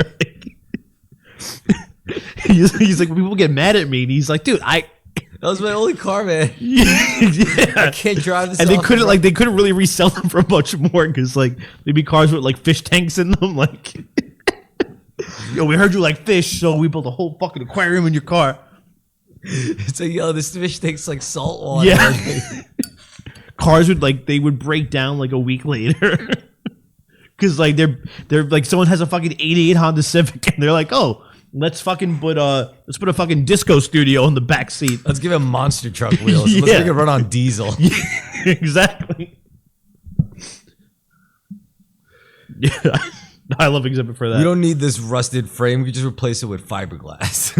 Apparently he has a contract, and they did one season without him because he refused to come back and do it. He's like, you guys fucking lied to me. He's like, you said you play my videos, and they weren't playing his videos. He's like, I'm not doing this crap. You just got pimped. Yeah, Pimp My Ride. that was the first show that, and then West Coast Choppers happened. The show was called American Choppers, but their brand was called West Coast Choppers. American Choppers. Yeah. I remember because my dad was a big fan. He had a couple T-shirts. Hell yeah. Yeah, because that was the cool thing to do. My dad has never once in his life ridden a motorcycle, but If you were more highbrow, you would be into like, I don't know, like NASCAR, Formula One. well, NASCAR is nothing highbrow about that. I mean, okay. Fishing, guns, car garage shows with a guy with the mustache telling you, like, walking you through some bullshit. And then when the History Channel became Pawn Stars and stuff like that, and well, the History Channel, I think that was for when like the sun went down. yeah, that's like complete when the sun set on any educational television. And whatsoever. the dad is literally just like on the couch about to pass out. He's just gonna throw on the History Channel. Yeah. General when it Rommel used to be like decided to make the most pivotal decision of his career, and as a kid, you're just waiting for him to go to sleep so he could turn the cartoons on. You know, good times. I remember waiting for my dad to pass out just so I could watch whatever I wanted. I remember when I was in trouble or I was punished and I was supposed to watch TV. I would just creep into the living room where I was watching TV and I'd be really far. I'd be in the back behind the couch. I get closer and closer and closer. I sit on the couch. She doesn't react. I just stay there. I wait, and then she falls asleep. Boom, change it. Yeah. Then she wakes up. She's supposed to watch the TV. I'm like, I watch what you're watching. I watched a whole lot of I Love Lucy just to watch TV. Good show though. I Love Lucy. Yeah, it's good shit. Three's Company. Like that whole like Nick at Night had like all the shows from like the 70s and 80s and stuff like that, or I Love Lucy. Three's Company you should watch. Good shit. Golden Girls. It took a while. Sanford and Son. It took a while for my dad to get into like stories, like shows like with actual story. For the story shows, I got into that through my aunt and my uncle. Like they were into like the good shit. Like they love Sopranos, 6 Feet Under, fucking Oz, you know, like the good shit. They probably watched the shit out of The Wire. Like, We couldn't afford HBO, so I never. I mean, yeah, they were the aunt and the uncle, you know. Yeah. It's like yeah. Like, we don't. Our lives aren't complete shit. We can afford HBO. We don't have kids yet. Yeah, so yeah. we can afford HBO. Yeah, we can afford to have my hobby car or whatever. It's like yeah. So it's like I was watching all that shit with them. So my parents wouldn't be around on Sunday to go watch The Sopranos at someone else's house. Well, no, they'd take me to my friend's house, but they had HBO. I mean that's fun though. It's like it's like oh we don't remember the days. It's like yeah I don't have a Netflix account. Oh they do. Let's all go to their house and watch their Netflix. You have to do that. Be like, hey, let me just text them and get their Netflix account. They'll give it to me because you'd have unlimited users and it doesn't matter which IP address it's using. Is that true about Netflix? Well, it used to be. I was gonna say how do they make money? Well, now they're going now. Now they're fully fucking the whole convenience of streaming is completely gone. It's a saturated market. Yeah, it's saturated market and like it's not. It was people were cutting like that's why I got rid of cable when I did because dude, Amazon's gonna win the streaming game. Obviously, Amazon. It's all Amazon. I don't know. Netflix. No, Netflix is doing a lot. Like they're doing live programming. They signed a contract with the MLB. They have baseball games, a couple baseball games a year. Really? Yeah, they're doing that. Opening day for the Yankees was on Netflix. Really? Yeah, that's genius. I know because I fucking hate Netflix. Everything else Netflix does, I hate their original. Yeah, they have a lot of schlock, but like now they're getting to live TV, which is like we're just going backwards now. It's so weird. That is weird. Yeah, they also like they have WWE Raw is on Netflix. Every Monday. Yeah, but do you have to see commercials when you watch it on Netflix? Yeah, there's commercials on Netflix now. Jesus. I think, yeah. It's so weird. Yeah. And it keeps going up. It doesn't make any sense to me. That's why I got rid of it all. And I just stream things legally. Again, just like the old days. Well, that's it. When it was reasonable, when it was like $5 a month and I just needed 2 streaming services, I'm like, you know what, I'll pay $10 and I'll be satisfied. But now I need 5 streaming services and they all have the same shit, and they're all like, one won't have it, and it'll go to the next one, but and it ends up costing like $80 a month. It's like, well, fuck it, I'm just gonna steal it again. I mean, I only pay for Netflix, but then Amazon Prime, you get Prime Video with right. So yeah, and everyone has to have an Amazon Prime. Well, account. yeah, I mean, come on. Like, what the fuck are you doing if you don't have an Amazon Prime account? How do you know you don't? What if you run out of Post-it notes and you need them by tomorrow? You know what? That's so fucked up because that's exactly why people need an Amazon Prime account. Like, Well, because Office Depot's gone. I'm not gonna go to the fucking supermarket, just to get, That happened to me the other day. I was like, sitting like an Amazon because I'm like, I needed like more hand soap, and I'm like, well, I'm gonna buy it if it's on sale, and I'm Googling. I'm like, wait a second, I'll just go to the supermarket. It's like gonna be $1. Like, why am I doing this? Why would I wait till tomorrow? To be fair, sometimes Amazon does sell shit cheaper. Well, that's because I'm like, because I'm in that business, so like I'm just a stickler for like deals. I won't pay for things at full price, so I will do hours. I will do an hour of research to save like 30 cents on soap, just because I can't help it. But yeah, sometimes it works differently. Sometimes it's cheaper on Amazon, but sometimes I just need soap right now, and I should stop being lazy and go get it. Well, when I get stuff like soap off Amazon, like I'll never just get one unit. Like I'll get like a. That's the other thing, yeah. I'll get the pack, and that's also I buy things in bulk because it comes out cheaper. So that's why I have like BJ's and Sam's Club, and Costco. I only got Costco for the gas. I won't step foot in Costco. Why? The one in Staten Island, it's packed. Oh, yeah, you can't breathe in there. I just bought these from BJ's. Little Shannon taught me a good little trick. What you do is you go to you get like the nicest. If you're trying to get a coffee maker, you get the nicest coffee maker, and you peel off the sticker from the shittiest coffee maker, and then you just slap it on. Yeah, well, yeah, it can't. That only works in like small stores, something like that. But even that doesn't work that well anymore because everyone has point of sale systems. What do you mean? Well, like no one prints out labels and labels items individually anymore. I feel like it's the UPC is printed on the bottom, like barcode. The barcode UPC. It's on the product. It's not like a sticker that because people used to do is like they would just price themselves with a pricing sticker. I think it would happen if there were like sudden price changes. There's ways you could do it, I'm sure.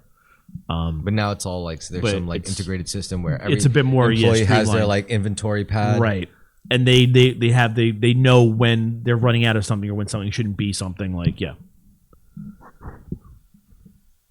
not like back in the day when it's like, hey, we're missing a bunch of peanut M&Ms. You know anything about that? You know where they could have gone? I noticed you've been. Well, that's the one thing that pissed me off in that movie where he's like, well, we're missing a few $1,000s of video games. It's like, you're missing a few $1,000s of video games and you're not reacting at all? That's a lot of video games. That's a lot of video games. $60. Shit, you don't go, maybe something's going on. How much were video games back then? Like $40? No, they were $50. 50, yeah. Yeah, The Roof Man. What a funny movie. Based on it was a true story. Based on a true story. About this guy from early 2000s, late 90s, early 2000s, just robbing retail stores during what was supposedly like the best time to do it. Yeah, it was a golden age. This guy got away with robbing like 42 McDonald's. Yeah.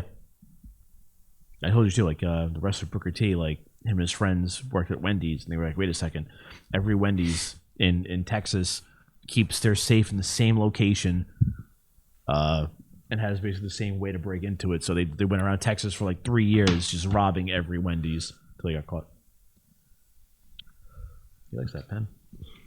I remember there was an award show where Ice-T comes on. Oh, wait, no, you're talking about Booker T, not Ice-T. Never mind. The wrestler Booker T, he robbed that shit. He was a boy, though. He was like 18, 17. He was just a boy. Yo, they could be related. The crazy part is the security has not even gone. Like DK, last time I spoke to him was like a couple years back. He told me he got a job at Dollar Tree, and he was like telling me this cock me. He's like, "Yo, you wanna rob this dollar store? Like, bro, like I could just leave." They can't have much. He's like, easy $10,000. I'm like, I'm not gonna rob a fucking Dollar Tree for $10,000. Maybe 100,000, like maybe. Yeah, 10 grand's not worth it. No. You just get. He's like, bro, there's no cameras, bro. I work there every day. Like I check. It's like I know where the safe is. I know exactly when the thing. And I'm like, yeah, but people would also like that's the thing too. When people think to do that, like good cops are a lot smarter than that. They can tell when something's been like if someone robs something too easily. It's like, all right, well, there's got to be. It was an inside job. Yeah. It's like how did he know to go right here? Why didn't he fumble with anything else? I mean, it'd just be easier for you to walk in and pretend you have a gun and for him to just give you the money. But then that's why a lot of places have drop safes. Like at Hess, I had to keep Like the drawer couldn't go over like $300. So I always had to keep in mind like when to take money and drop it in the safe, and I can't get the safe open. Brinks has to come and open the safe to drop off the money, because that store, like one register would produce like $30,000 a day. Yeah, a shift. I would imagine. Yeah, working at Hess. Hey, there was one time I came in for my shift. I had the overnight, and I guess these teenagers came in and they walked around the store, and they had stolen like a bottle of vodka from somewhere. And these other cops pull up and they bugged out, so they stashed the vodka somewhere in the aisles and ran off. And I'm there overnight. I'm looking through the shelves and I found a whole bottle of vodka. I was like, shit. Oh, so that's why you and I get along so well, because we both worked like quite a few shitty jobs. Oh yeah. Yeah, because like I'm trying to think of everyone else. Busboy, like, yeah, camp counselor. Yeah, a lot of my other friends. I mean, Newspaper. even the ones I grew up with, like they did not work a shitty jobs. And it's not. Yeah, someone told me that once too. You've had a lot of jobs. I'm like what? Like no, I haven't. I'm like that should be a normal amount of jobs. It's like normal. You're young. You're trying to live in. You make it in the city. You work. Yeah, makes sense to me. And then like I have some friends. It's like just not their reality. You know, it's like some of them turned out to be really well, and some of them didn't. So how did you go to college and work at the same time? It's like what? It's interesting. So your parents didn't pay for your school? What do you mean you had to move out?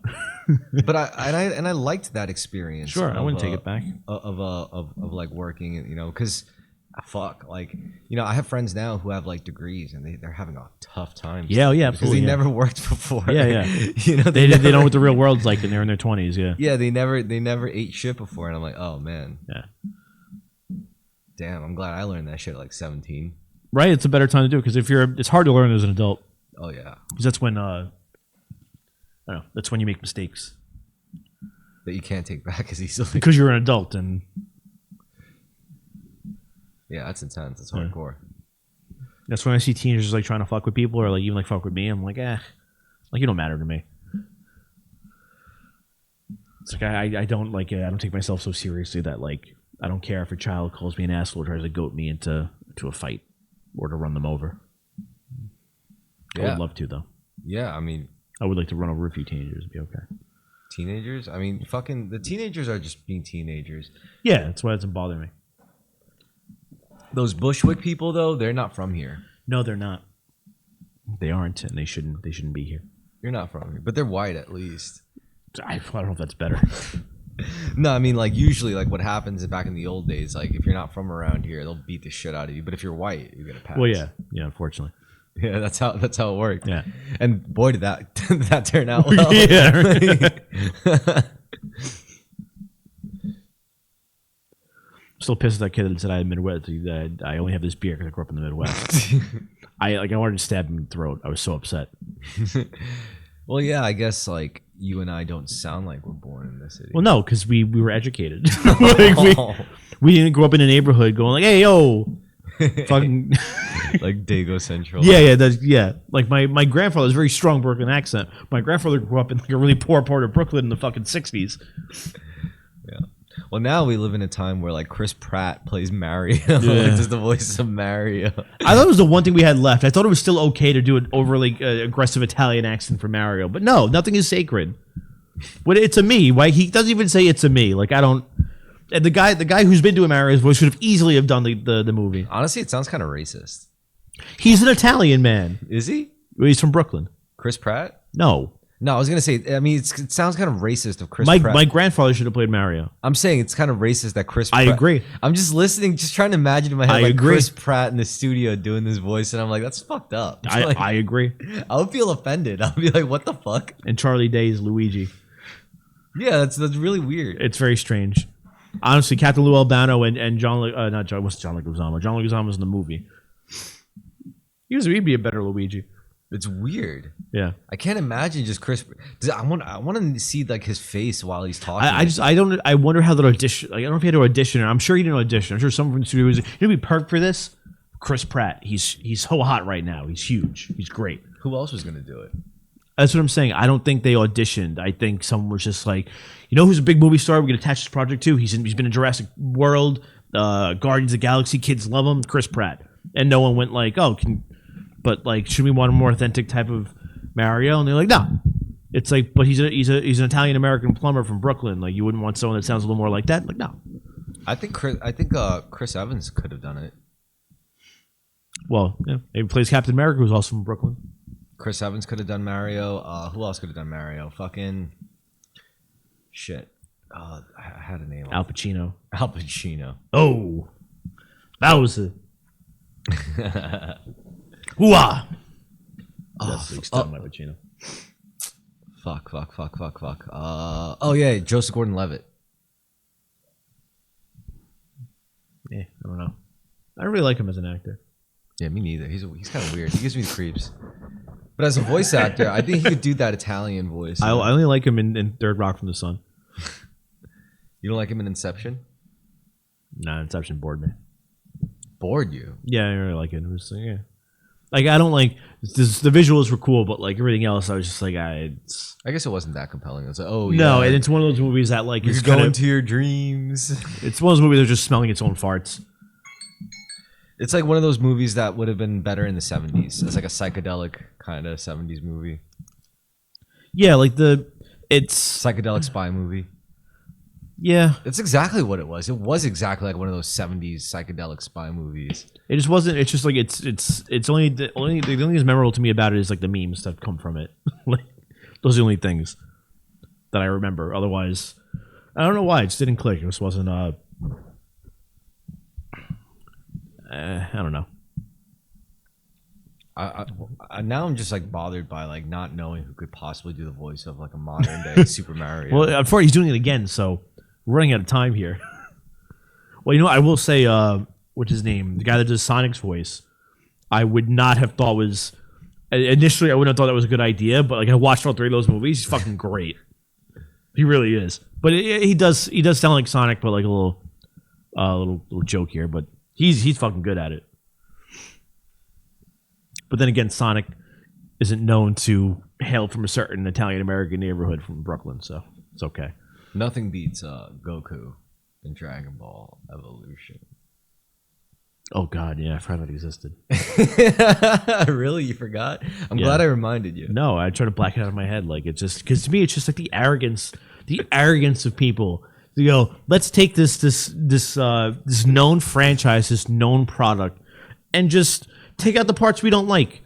It's like how do you do that? Like how fucking stupid do you think people are? Like, do you think people just like names of things? Like, or do you think the movie stood on its legs without the Dragon Ball name? Like, yeah. So why'd you make a fucking completely different movie? Why'd you even call it Dragon Ball? Why'd you even have that ridiculous hair?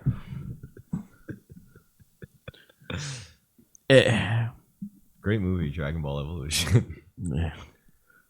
I'm glad I've never seen it. Oh, you're knocking over. Damn, that's a good cat. So you never watched Dragon Ball Evolution? No, I didn't, and I won't. I refuse. You know, I tried watching Jean-Claude Van Damme Street Fighter once. I got like 10 minutes in. I turned it off. It wasn't working. Yeah, there was a time when just adaptations just did not work because the technology wasn't there. Sure, yeah, and that I understand. But things like the first Mortal Kombat movie worked. I liked it. It's not a great movie. Also, it was hard to find people who gave a shit about source material that they were adapting to movies. Well, it wasn't that. It was somebody had to sell something. They go, here's a known license. Let's do this, and then you got to justify your job. So you're like, well, you know, I've produced several successful movies. So you know, our focus groups say people, you know, Asian, Japanese men scare people. So. Hell yeah. Yeah, we need a white guy, and he should be in high school. People like movies of people in high school. Yeah, right. There was a movie came out last year with someone in high school. Yeah, it's a great idea. They were in high school. Oh, and he wears a gi all the time, everywhere. I don't know. Well, now we have cool stuff like Black Professor Snape. Yo, did you see the SNL skit about that? I did, yeah. Actually, I only pulled it up because I saw Jack Black, and I'm like, oh, doing a 300 thing. I'm like, oh, this might be funny. And I put it on. I'm like, oh, it wasn't funny. And then I saw the Snape one. That was funny. I was like, oh, this is actually okay. Yeah, that was actually funny. Nah, I don't really talk like that. It's like they're racist. Nah, I don't really talk like that. The only other black guy is named Kingston Shacklebolt. Look at that outfit. He looks like a Haitian cab driver. He really looks like a Haitian fucking voodoo fucking priest. Like, No, actually, I was watching clips of. Do you ever watch PJs? No. It's not a bad show. So it was an animated show with Eddie Murphy. He's like a super in the projects. And like, sounds awesome. yeah, there's like a Haitian lady, who's a voodoo doctor, but he just calls her Haiti lady. He's like, she's the Haiti lady. I think I did see that. What is it called? The PJs. It's pretty good. There's only like it's probably like 20 episodes, I think, or no, there's 2 seasons, 25 episodes, something like that. Well, there's 3 seasons, but Eddie Murphy left. I did see this. Yeah, you remember that, right? Oh my god. Yeah. It was like claymation. Yeah. Well, it was in the style of claymation, but I found it was actually foam latex. But it was completely unique. They did a Nickelodeon show like that. I forgot what show it was. Yes. I know what you're talking about. Maybe. What was it? I think it might be about a robot. I don't know. Yeah, I know what you're talking about. I can't think of it right now. You ever heard of Food Party? Yes, I've heard of Food Party. Oh, God. I never saw it though. Yeah. That was a gem. Yeah, I've heard good things about that. Food Party was a gem for like old school stoners. That's what I heard. It's like one of like the last good like stoner movies. No, it was just a show. It was like a. Oh, it wasn't. It got I thought picked up- Food Party was the one with Seth Rogen and everything. That wasn't a movie. No. Food Party. I think you're talking about something else. Sausage Party. I don't know. Yeah, Okay. Food Party wasn't about anything. It was just this. It started as this like college film project with this Asian girl doing this cooking show, but it was actually like really fucked up and weird and trippy. But it got picked up by IFC, so they got to run. And Okay. It was actually like pretty fucked up and weird and good. It was like some Adult Swim shit almost. Yeah, like Mini Cooks, whatever that whole program was called. Yeah, but it was like kind of like framed as a children's show, which made it kind of like weird. It's like, hey everybody, today we're going to create hand cake, and she cuts off her hand or some shit. It's like, Oh shit, yeah. There's like a YouTube show that was like that called fuck, what's that thing called? With like it's like puppets. yeah, Food Party. Is it Food Party? I think that is Food Party. It's like an Asian girl. No, I know what you're talking about. What I'm talking about is different, but it's similar. Like it's framed like a kid show, but like the themes were actually really really dark and disturbing. Yeah, Yeah, yeah. So that was a fun time. I mean that's one of the last real like times I enjoyed TV was when I was like Smoking weed. yeah I was like First stoned. time. I was stoned trying to go to bed. I'm just flipping new channels. Adult Swim's on, and I see Too Many Cooks, and like it just happens and plays out, and I'm like. Did no one else see that? Like it's just I'm just here. I'm like, did that just happen? Like, did I just see this? What was, And I'm telling people about the next day, and they're like, I have no idea what you're talking about. And what then, was like, Too Many Cooks again? I forget what the name of that show was on Adult Swim, but it was just like this. It was like a skit. Like it started off with Too Many Cooks. It's like this typical sitcom opening. Yeah. It was like Too Many Cooks, and it's like the characters are like it's the guy that plays the dad and the mom. Like they stop, like their name comes up, and then it's just more and more characters. Like it's going on for a bit longer. And then then it's like panning to somewhere else, and like there's like blood on the wall, and there's no name, no one's there, and the camera's like now moving around, and people are running away. Like it just develops into this wild thing. Jesus. And I remember I'm telling people about it, and they're like, I have no idea what you're talking about. I tried googling it, like nothing. I couldn't because I know what the name of the show was. I was like stoned. I didn't know what happened, and I think it was at Pugs that weekend. And I was talking to like Megan Sarnt, and she just said like Too Many Cooks. I'm like, did you see that? And she was like, yeah, I saw that. I'm like, what the fuck? I'm like, no one believes me. No one has any idea what I'm talking about. Too Many Cooks. Yeah, that'd be like 2012, right? Something like that. I mean, because something like that, it's like I feel like it is kind of experimental because it's in between comedy and horror, right? Well, it's absurd. It's like irreverent, or I guess, or absurd, like where it's just like. It takes something that's very simple, a very normal concept, and like just does something fucked up with it that makes you horrified. You're like, what the fuck? Like it almost exposes like the because the first 2 minutes of it is just like a sitcom opening that's just taking forever. Yeah, and it's just very like it's. Or I've seen one where it's like a Red Lobster commercial, but it just keeps repeating over and over, and then like on like the 16th time, it's like, what are we doing? Why do we get? It's like it's like that. Yeah, it's like horrifying. we're trapped here. Like no one's like. And you weren't expecting it. You're like, right, huh. yeah, because it looks like it's all everything's dressed as if it is a commercial or something like that. Yeah, like yeah, yeah. It's So like it doesn't a look 90s commercial. right. Yeah, that this looked like a '90s like sitcom opening. So just I love shit like that. Kind of like turning expectations, taking your expectations and flipping them around or whatever. Subversion, or it's like trying to make this like sitcom-y like thing about a job interview, and it turns into like, I don't know, some weird shit like, yeah, my organs are actually are on the outside. Like some weird shit. My organs are showing. Yeah, I gotta get another one of these. I'll be right back. I got some of this one. I'll split it. There's love. I saw something. Choo Choo Mania. Do you keep your glasses on top of the toilet so you can see your penis when you pee? Yeah. Yeah. Oh, sorry, I was just staring at it. I'm like, No, that's where I keep my contacts. I know, yeah. My contact lenses. Can't see without my contact lenses. Yeah, I don't really go out with glasses. I just go out with contacts. Yeah, I can't remember the last time I ever saw you wear glasses. Well, it's also like I also work out like 6 days a week. I don't like working out with glasses because like my glasses always just, I don't know. I do a lot of like jump rope and shit, and I can see how it could be difficult. yeah, because I'm jumping up and down. You get those goggle glasses. Your sports glasses. Yeah, there you go. That's kind of like what contact lenses are. Yeah, that always like confused me. Like when I would see, because there's like, I've seen baseball players that like have those on. I'm like, you look like a dick, you know that? Like just, like, don't they have contacts? Well, but I guess like if you're playing sports, you can get dirt in your eye and stuff. And, I was gonna say it's like he's probably thinking like, oh, it's because I run so fast that the G's will baseball. just like, the G's will just make my contact lenses just roll out. It's baseball. Yeah. It's usually pitchers that have that. They don't do much running. No, that's bullshit. Obviously. Yeah, like, yeah. The only way contacts can be a problem for any kind of actual activity, I know because I looked this up. It's like sexual intercourse. It's like if you're flying like a fighter jet because the G's will be so harsh. Oh, okay. Yeah. Interesting. Well, yeah. I mean, to fly though, you need like 20/20 vision anyway, don't you? Yeah, that's why. Yeah, You can't do it with glasses and you can't do it with contacts. Although now I hear LASIK is really good. It's gotten better. I know my aunt got it for the first time like the 90s, but like the way it used to work was like it was only really good for like a couple years. You have to get it redone like every few years. Oh shit. Yeah. The last time she got it done, I had to fucking drive her to the city and drive her back. Help her up the stairs. She couldn't take the shit off her eyes for like 2 days. But once I get these bad boys off, man, like yeah, I'm going places. 20/20 vision and all that.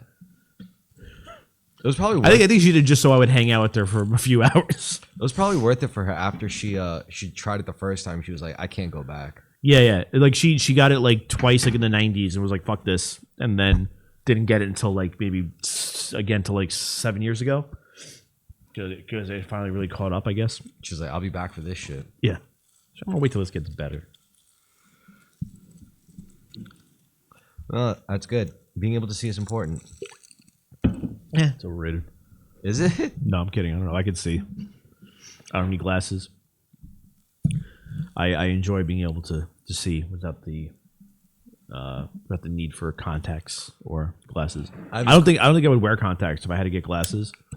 Because I can't because I've never done that before, and the idea horrifies me to like try to stick something on my eye or to try to get it off. Like I couldn't do it. I would just wear glasses. Wearing contacts is cool. I think I look better. I think I look good with glasses. I look very sophisticated. I just think I mean, putting them on and off, like I got used to. That's no big deal. But then I don't like people who wear like colored contacts just to wear colored contacts. It's not that I dislike them as people. It's just like it's not. I don't think that's really No, this girl I was dating, like she started doing that, like and it wasn't her eye color, it was like blue, and it's just like, ugh. Yeah, it was just it's like I think I'm done here. It's not in good taste. No, yeah, because I'd see people like, oh, I really like your eyes, big thank you. It's like, you fucking lying, bitch. What else are you lying about? I knew your penis wasn't real. Oh, it's real. I've seen it. Yeah. Tasted it.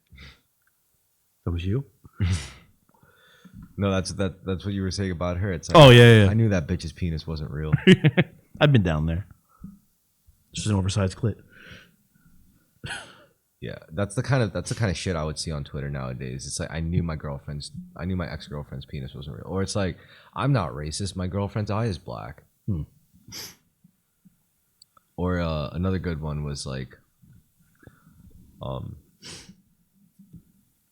I remember my great uncle on his deathbed said to me, "Come closer, my boy.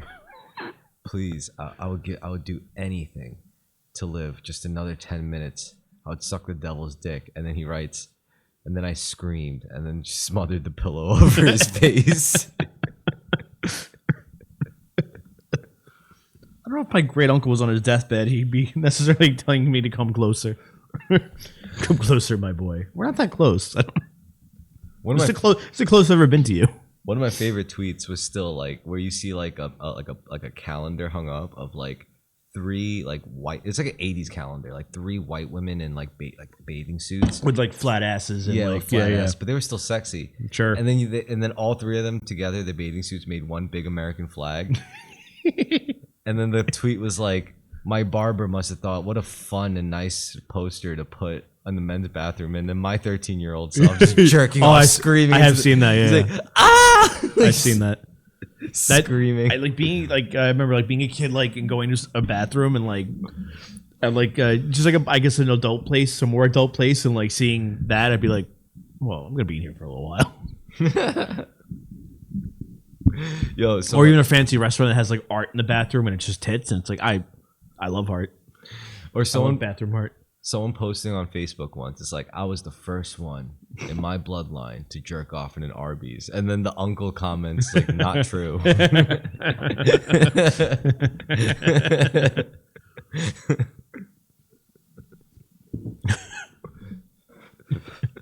I know what Arby's you're talking about.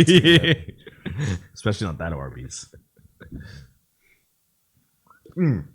Speaking of Arby's, would you ever join like an eating contest? No, because I can't like eat a lot in one sitting like that. Yeah, and I can't eat in any competitive way whatsoever. What if, I also respect. What if it was for money? Like it was either you spend $60 on like a 2.5 pound steak, or you eat it all. I'm not going to finish it. I mean, if you give me a few hours, maybe. Yeah. I've seen some ridiculous challenges like that, where it's like a cheeseburger that's like bigger than my head, and it's like it's free if you eat all of it to the face. Yeah. You ever watch? Speaking of crap television, remember Man vs. Food? No. Well, there's a newer version on now, I think, but it was a guy that would go to like restaurants that had these known like eating challenges. Yeah, like Hot Ones type shit. Right, but it was like, but he went to different restaurants. One's like, it's like a 5-pound steak. Oh. Or this place has like, if you could eat 10 of like our habanero hot wings or whatever, like things like that, or like we'll give you a shirt, or like what was that cheeseburger, like that burger that was like that big or whatever, like shit like that. Eat this whole thing. And like I remember watching that show, and like by the end of every challenge, like he made me go, I don't want to eat. Like he just looked so like sad and like he's breathing heavily. He's just like out of it. Like he's not talking. He's just like, think of it as if like struggling. He would win some of them, but like still like it was just like. Think of it more like he's an athlete. Well, I know like to do eating competitions, you are an athlete to an extent. Yeah. Because like he only did the show for like 2 seasons because he was gonna die if he kept doing it. Well, this is Japanese people that win those hot dog eating competitions every Yeah, like well, not anymore. It used to be like Kobayashi was the guy that used to win all the time. Yeah, but this secret technique of like dipping the bread in the water and then eating the sausage separately. Why? It's just like fucking. Why do you want to eat food like that? To win the contest. Well, I mean, I know his name because he won the Nathan's hot dog contest for years. Because when you dip it in the water, the bread takes up less like mass. Nick Mullen made a funny joke. He was like, "What if you just like you dip the bread in the water and then you just take the hot dog and you shove it up your ass?" And they're like looking at the rule book, like, check the rules. I don't know. There's no precedent for it. Like, well, why would you try it now? It's like, well, it might work better, Well, he was finally overtaken by an American, Joey Chestnut. Really? Yeah. How do you know this? It's a thing. I don't know, man. You know what? It's the Nathan's hot you dog were eating probably contest. watching a baseball game, and then in between innings, they were like, "In other news, It's on. It's the Nathan's hot dog contest is every 4th of July. So it's you're always off from school. And it's like the first thing on TV. If I'm at if you're at a party, like people have ESPN on, then that'll be it. I first heard of it in elementary school when we were all reading like Times for Kids as a class. Like we did it like once a month, I think, because the school got a subscription for Time for Kids, and as a class, you can't waste that. You never. I mean, My high school had the first 2 years they had some, I guess some like some kids TV thing or some high schoolers TV like news program, like gave them money for TVs but in return they had to, like, every morning we had to watch this fucking crap. this fucking crap. Like it was just even then you just knew it was fucking crap. Just fucking slop. Like What did they tell you, that dinosaurs were like not real or some shit? yeah, shit like that. Or like, we have kid scientists. Like I'm fucking 15. I'm like, stop it. Don't talk to me like I'm a fucking idiot. This girl from Africa went to the moon. Yeah. Like, with the space NASA. But also, as my homeroom teacher, freshman year, he would become my English teacher. This guy, Mr. Kronik, and like he's the smartest man in the world. Well, he thinks so, but no. But he straight up like he's like, I'm so sorry, guys. This is fucking propaganda garbage. He's like, I'm so sorry you have to watch this. He's like, I am not allowed to turn it off. He's like, if I could, I fucking would. He would leave the room for it. That's so funny. Yeah. That's actually that's a more interesting school experience, honestly. Yo, I liked him for that. Yeah, he's like, "Come on, children, calm down, quiet down for the propaganda." We're like, "Okay, I like this guy," but yeah, he's like, "I'm sorry." I don't know if their contract ran out or something. The school was just like, "I think we're making the kids dumber. We have to stop doing this." I want to know what it's like to be in the year 2026, like a high school student at like C. Do you think it's the same as it ever was? Like same bullshit? No, it's worse. It's worse because of Trump. It definitely makes it worse. Because even when I was there, for some reason the Catholic Church is very, or at least, well, the guy who became the principal was like the worst priest in the whole school that no one liked. He's actually a misogynist. He fired a lot of the female teachers. Even like trouble. Yeah, well, yeah, because he's a misogynist. Yeah, because he's a misogynist. Like he talked to girls like they were fucking morons. Oh shit! He was bad. He was really bad. You can't do that to the kids. No, and it didn't help. And like, so when you're a misogynist, who do you surround yourself with in high school? Boys that you like, which isn't a good look for a priest. But that shit was like getting out of my this son. Child molesting priest. Look at these stupid hoes and wenches. Yeah, that's because also he came from a rich family and he had like 3 older sisters. So like that's obvious. That's probably the reason why he hates women. But yeah, he's an elitist piece of shit. Probably pedophile. What was I getting at? I don't like that guy. Oh yeah, it's worse there. Yeah. They cut. So my senior year, they cut the budget and the skirt lengths. No, they wouldn't do that. There was actually the girls were getting in trouble for rolling their skirts up. Well, that's just tacky. Come on, just wear the ugly. I skirt. didn't think it was tacky. Just wear the. I didn't think it was. Just wear the tacky. girl. Just wear the ugly skirt. No, it's the same skirt, but like their skirts went down to fucking like here, like well below like the fucking knees. What's wrong with that? Bring it. Well, see, that you don't want it about here. Those are the classy girls. When you got the girls had it up here, those are the ones. Those are my favorite ones. Yeah, but why you got to roll it up at all? Why can't you just let it rock? Because you never went to Catholic school. You never had to wear the same fucking uniform. I mean, they must have been ugly years. as sin. I get it, but yeah, those uniforms. Also, that's what makes Catholics. That's what makes Catholic girls sexy. Trash. Yeah, Man. but that's what makes Catholic girls sexy. The ugly uniforms don't make it sex. Don't make the uniform sexy. But you have to. That says you got to roll it up. God, those uniforms were hideous too. I remember. Yeah, I remember how the maroon. No, that's Pharaoh. Our colors were better. Our colors were in the summer. It was we had blue polos, which is actually nice. It was a blue. Yeah, blue and khakis. So C had better colors. But then in the winter, I would say the winter. So this school was not had no central air. When the school year used to start, September. So like halfway through October, you have to switch to the winter uniform, which is you have to wear a button-down shirt, a tie, and a fucking pullover. I remember that stupid Harry Potter tie. Yeah. That's how I dressed for 4 years. But like they wouldn't like it would be like it would be fucking mid-May, and we still had to keep those on. Like kids would pass out, and like I would fall asleep in class because it was just so hot, like so fucking warm and hot. One kid actually, like that's how we got the next. That's how they changed it back one year. One year a kid passed out. They were like, "Summer uniforms tomorrow, everybody." Interesting. Yes, but how come like Adidas or Under Armour never sponsored that? you'd think they'd be willing to do, but I don't know. Because I guess they have contract. Well, there's like one uniform company Yeah. that has a contract with like the Archdiocese of New York or something like that at least. Interesting. It has to be it because because I went to private and Catholic school, and my uniforms always came. Even though they were different for different schools, they all came from the same place. I don't remember the name of the company, but it's all the same place. So there must be some sort of contract that they seek out with at least the Archdiocese, I would think. Very interesting. Yeah. So I was thinking about it being worse. Besides the lack of short skirts and the sexual harassment, they cut my senior year. Like I was looking forward to taking criminology. Like I could take we had like a lot of college accredited courses that we could have taken. So I was going to do cal. I was going to do pre-cal, and I was going to do like criminology or something like that.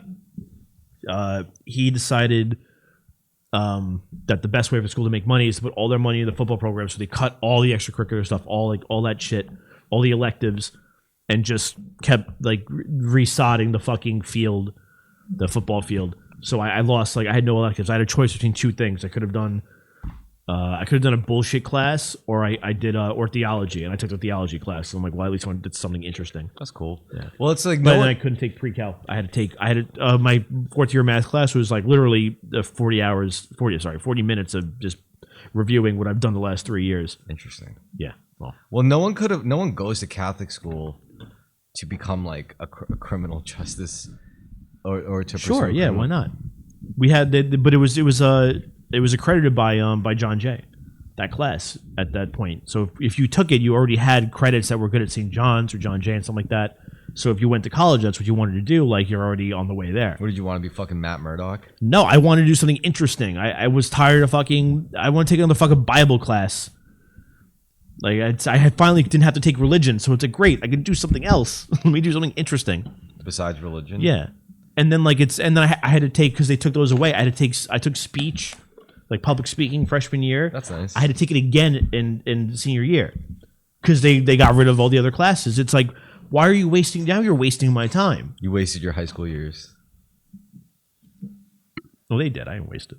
I mean, they fucked you. They fucked your high school Yeah, years. and like the fucking money you pay to go there, it's not fucking right. You know what? I'll say this much: no one in Staten Island really has a normal high school experience. I don't think, because like No, we're all fucked up.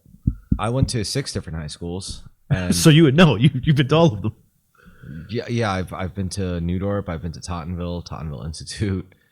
I've been to the Daytop program, the GED program by Port Richmond. Yeah, I passed that place. I know where that is. I went to Flushing High School. I went to Beach Channel High School. Oh, Beach Channel, really? Yeah, and by the Rockaways. You know about Beach Yeah, Channel? yeah. That's a fucked up school. Yeah, I know. Dude, that's a shit. Dude, Yeah, I know. I went there. It's like within my Then you went first to Flushing. I know you went to Beach Channel. within the first 3. Yeah, because when I was in the group home, it was in the Rockaways, and then I got independent living in the group home, which meant I got to go to a public school in the city, just outside of the grounds. I ended up at Beach Channel. My first 3 months there, like a couple kids died. I was like, oh, okay, so it's not good. Oh, this is one of those places. Yeah, like in the movies. Cool. And it was also right by the beach, which is cool, because it was a walking distance Yeah, it from the was, surf shop / skate shop. All So I right. would cut school. Yeah, but and the go- Rockaways are such crap. Yeah, it was all junkies. It was pretty disgusting. Yeah, it's nasty. I don't imagine it got any better. No, it hasn't.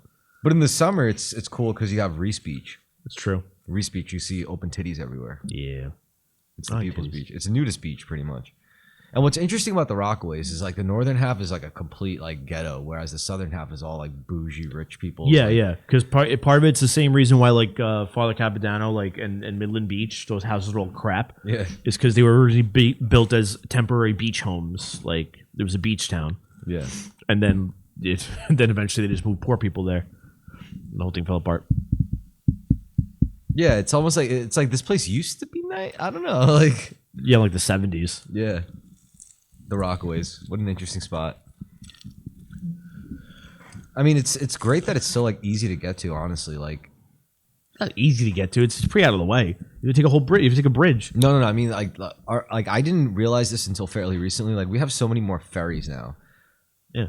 Like, they literally take you all over. Yeah. There's I might the next time I go to a Met game, there's a ferry that'll starts in Jersey that'll pick you up and take you to Queens. Yeah.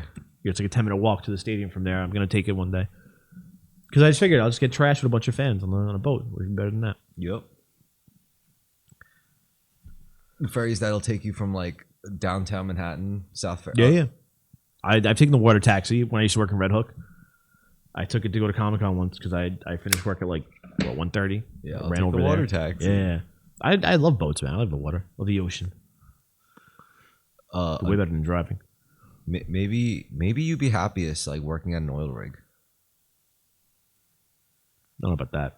You'd make a fuck. I think I'd be happy working at sea. I don't know about an oil rig, but I would make a fuck ton of money. Yes. You'd make a fuck ton of money working at an oil. I'm not an oil rig looking guy though. You can't see me working on an oil rig. What? I can't work on an oil rig. Why? I don't know. I don't give it much thought.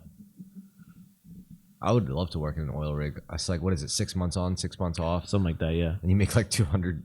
Nah, probably not that much. No, you make a lot though. Probably make like, even if you don't make as much, you still don't spend as much. Right, because you're on an oil rig for 6 months, so you're kind of saving all that money you make. Yeah. Has its benefits. I never put too much thought into that. They say it's the most adventurous job that a young man could get. That's not in like the military. Oh, I'm not a young man. Yeah, you are. I mean, like a man, like if you, let's say you're just trying to get away from your life. I'm an old boy, but a young man. Let's say you're trying to get away from your life. Like that's a good job to get. Like, Yeah. I can see that. That makes sense. If you're not a felon, you know, I'm not a felon. get a job on an oil rig, make a fuck ton of money. A friend of mine, like his dad was gonna get him a job, like working on like on a boat, and like to basically become like I guess a captain of like I forget what type of ship it would have been, but I was like, dude, I'm like that sounds really awesome. I'm like, why didn't you do that? He's like, I don't know. He's like, I think about it all the time. It's a different life, you know. Oh yeah, very different life, yeah. And it's yeah, like years ago, like I would have given thought because I'm like that's too weird, but now I'm like that's pretty cool. Maritime life is different. Like the ocean. Like if you disobey the captain, that's like sinning against God, you know. Dude, yeah, because that's who the captain is, God. Like and that's why like there's already been very strict rules like at sea. Yeah, it's like mutiny is serious, man. Like, You ever see Mutiny on the Bounty? It's a true story. There's two movies, but like the one that came out like the 70s or the 80s is the better one. It's like the 80s actually. Fucking it's Mel Gibson, Liam Neeson,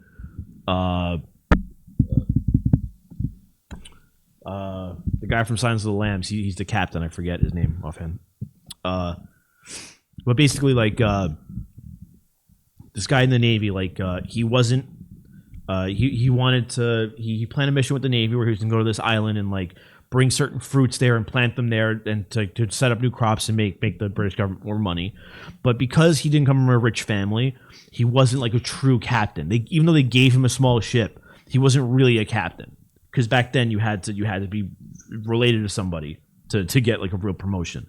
So he didn't have like officers on the ship with him to protect him. So during the journey, like his the crew ended up mutinying on him and leaving him in like a rowboat in the Caribbean with like 3 or 4 like guys, and he navigated his whole way back to the UK. They had like 4 days worth of food, and they left him on a rowboat, and he somehow got fucking back to the UK. Told them they mutinied, and they went back, found them, and found some of them, and had them put to death and stuff. But the whole thing was like it happened because he would have had like there would have been more structure if he was a true captain, but they just didn't give him officers, so people didn't respect him, so that made the mutiny much more possible. And the mutiny occurred because like he was very strict. There was rules like you had to constantly like always have clean fingernails. Like every like morning there was a check of your fingernails to make sure they were clean. Jesus. To keep the men like in good spirits, you were ordered. I'm not kidding. You were ordered to dance for like you had to dance with each other for like an hour or 2 every day, like for exercise and stuff like that. Like and to keep like everyone in good spirits, and it was making them sick. Like they just hated it. Then when they stopped at this island, there was a bunch of naked ladies there, And they decided, like, some of the guys were like, I like staying here and fucking all these women. I don't want to fucking go back with this guy. And like they were like they were getting things like they were taking like fruits and stuff like that and like gold or whatever from them, but he wouldn't let them like have it and use it. He made them like keep it on the ship or whatever and like have it divided up or something like that. So when it was time to leave, they were like, no, we want to keep fucking those ladies. We don't want to go back. So they got on the ship and they mutinied and left them on a little rowboat. But he survived. He made it back. Good for him. And so some of those descendants of like they're still living descendants of like those 2 or 3 guys living on like that same island. It's kind of weird because they left, they went because they knew they might come back, so they went off to a different island, a small island a little further away, like 5-6 Englishmen and like 20 like native ladies, and they started a whole community that way. That's awesome. That still exists today. Yeah, that's awesome. I want to visit that community. Right? Sounds interesting. Maritime law. Because someone came like 50 years later. Someone found that place, and they met someone there, and he was speaking English. And they're like, "How the fuck do you know English?" He's like, "Well, my dad taught me English." "So who's your dad?" He's like, Fletcher Christian." They were like, "That guy's wanted for mutiny," and they're like, "Yeah." Luckily, thank God you didn't catch him. He's like, "Well, you missed him. Like one of the other they all the English guys on the island ended up killing each other." Really? Yeah. That's pretty cool. Yeah. It's really interesting. You should watch the movie. It's been like, again, it's like a completely factual story. Damn. Mm-hmm. It's very well known. You know, I'm very interested in maritime law or maritime dynamics. Like, what? No. They're like, you've seen Arrested Development, right? Mm-hmm. There's like this recurring joke with that Michael like has always been interested in maritime law because he once played a lawyer in a school play when he was like 10, and he put Captain Hook on trial. So like he has this fantasy of like always being interested in maritime law because of that. Interesting. You're Captain Hook. It's different out there, and I think it's interesting because if you go out to space, basically you're going by maritime law. Yeah. So it's like, if you think of like spaceships like docking each other and shit, they basically follow the same laws as like Star Trek is set up as a whole Navy hierarchy. Also, Gene Roddenberry was in the Navy, and like that just makes sense. Yeah, it's the same thing. Sense. Yeah. Like you get space, you're basically getting thrown overboard, Yeah. Yeah, you get sent out of the airlock, it's being thrown overboard. And you can't question your captain. Yeah, the brig. If you refuse to fly, you do. That's mute. That's treason. Yeah, the whole thing falls apart. So it's interesting. I always thought about that. How like pretty much like if we don't already have space fleets like out there, they probably would function exactly like a navy. 100%. And there's rules about like who like you can't even talk. Certain people can't even talk to each other. Like on ships, the Navy, because of where they are hierarchy wise, they don't interact. Officers get better food than other people. Better quarters. Get more grog. Actually, until like the 70s, you used to get a ration of grog if you worked in the Navy, the British Navy. Grog is it's like rum and water. That's nice. And like a little fruit juice because it staved off scurvy and stuff. So it's like a rum punch, a very watered down rum punch. And until like the late 70s, I think in the UK, like they still got a serving of grog. Wasn't really enough to get drunk off, I don't think. Yeah, but it was just like I don't know. One of those last things. It's like, you work hard today, you get a beer. I mean, if I was like out in like I don't know some foreign land fighting a war, I would try to think of like interesting ways and creative ways to get fucked up. Oh yeah, well, that's how we've gotten to where we are today. I mean, it's fucked up nowadays. Like those guys probably have to rely. Actually, that's not true. They got Amazon. Like they have the internet and shit. Like, now it's different. Yeah, now it's a lot easier. Like if you're in service now and you get shipped overseas, like you could order stuff. Like if you really wanted to. Yeah, it's a lot easier. And they have you could also order it through like the military. I'm sure has like ways to do that. Yeah, like concessions and everything. Right. Like being in prison. Yeah. It's not the way it used to be. The way it used to be it had to be maddening Oh yeah. Yeah, like I couldn't imagine. You steal everything. That's why they stole everything. They were like, dude, we Yeah, we don't know what's gonna happen tomorrow. Like, I'm sorry if we're like in Europe and I'm from like Kentucky, like, and I haven't had Kentucky bourbon in a minute, and I walk past a liquor store, dude, I'm smashing that fucking window. I'm taking whatever me and my boys can carry. We don't know if we're gonna see tomorrow. You know? That's why I like Star Trek Enterprise, because like there's that part where they get stuck in that they're out in that zone and they legit just start killing people and stealing shit because they're not gonna survive. Because that's just what would happen. Also, I watched a lot of YouTube videos on fermenting alcohol from fruits. Really easy. Yeah, you just gotta let it sit. Yeah, you really gotta let it sit. Let the oxygen out a little bit at a time, and you get sloshed. Yeah, so that's one way to do it. A little bit of yeast. A little yeast. The problem is like having to do it through chemical means. What do you mean? Like having to use like synthetic products and shit. Never. All you need is some rotting. Actually, you could make the simplest one I found was just making like lemonade beer. It's like the easiest thing in the world. You just need water, a little bit of lemon juice, and yeast. It must be cool being like a chemist, with like a lab, access to a lab. That would be cool. Or like a dentist even. Well, it actually used to be like, that's the thing. Like back in the day, like dentists had that's how whippets became a thing. Because dentists had only dentists would have access to like laughing gas and stuff like that. Nitrous oxide. Yeah, nitrous oxide, and they would have parties. Yeah, because they could order it, no one would care. Yeah, that's where that started. With the balloons. Yeah. Well, they didn't use them for balloons.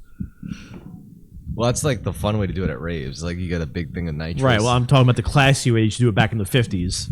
With a face mask. Yeah. Like Eyes Wide Shut. Yeah. It's a good movie. How do you feel about like if you were invited to a sex cult, would you join? I don't know.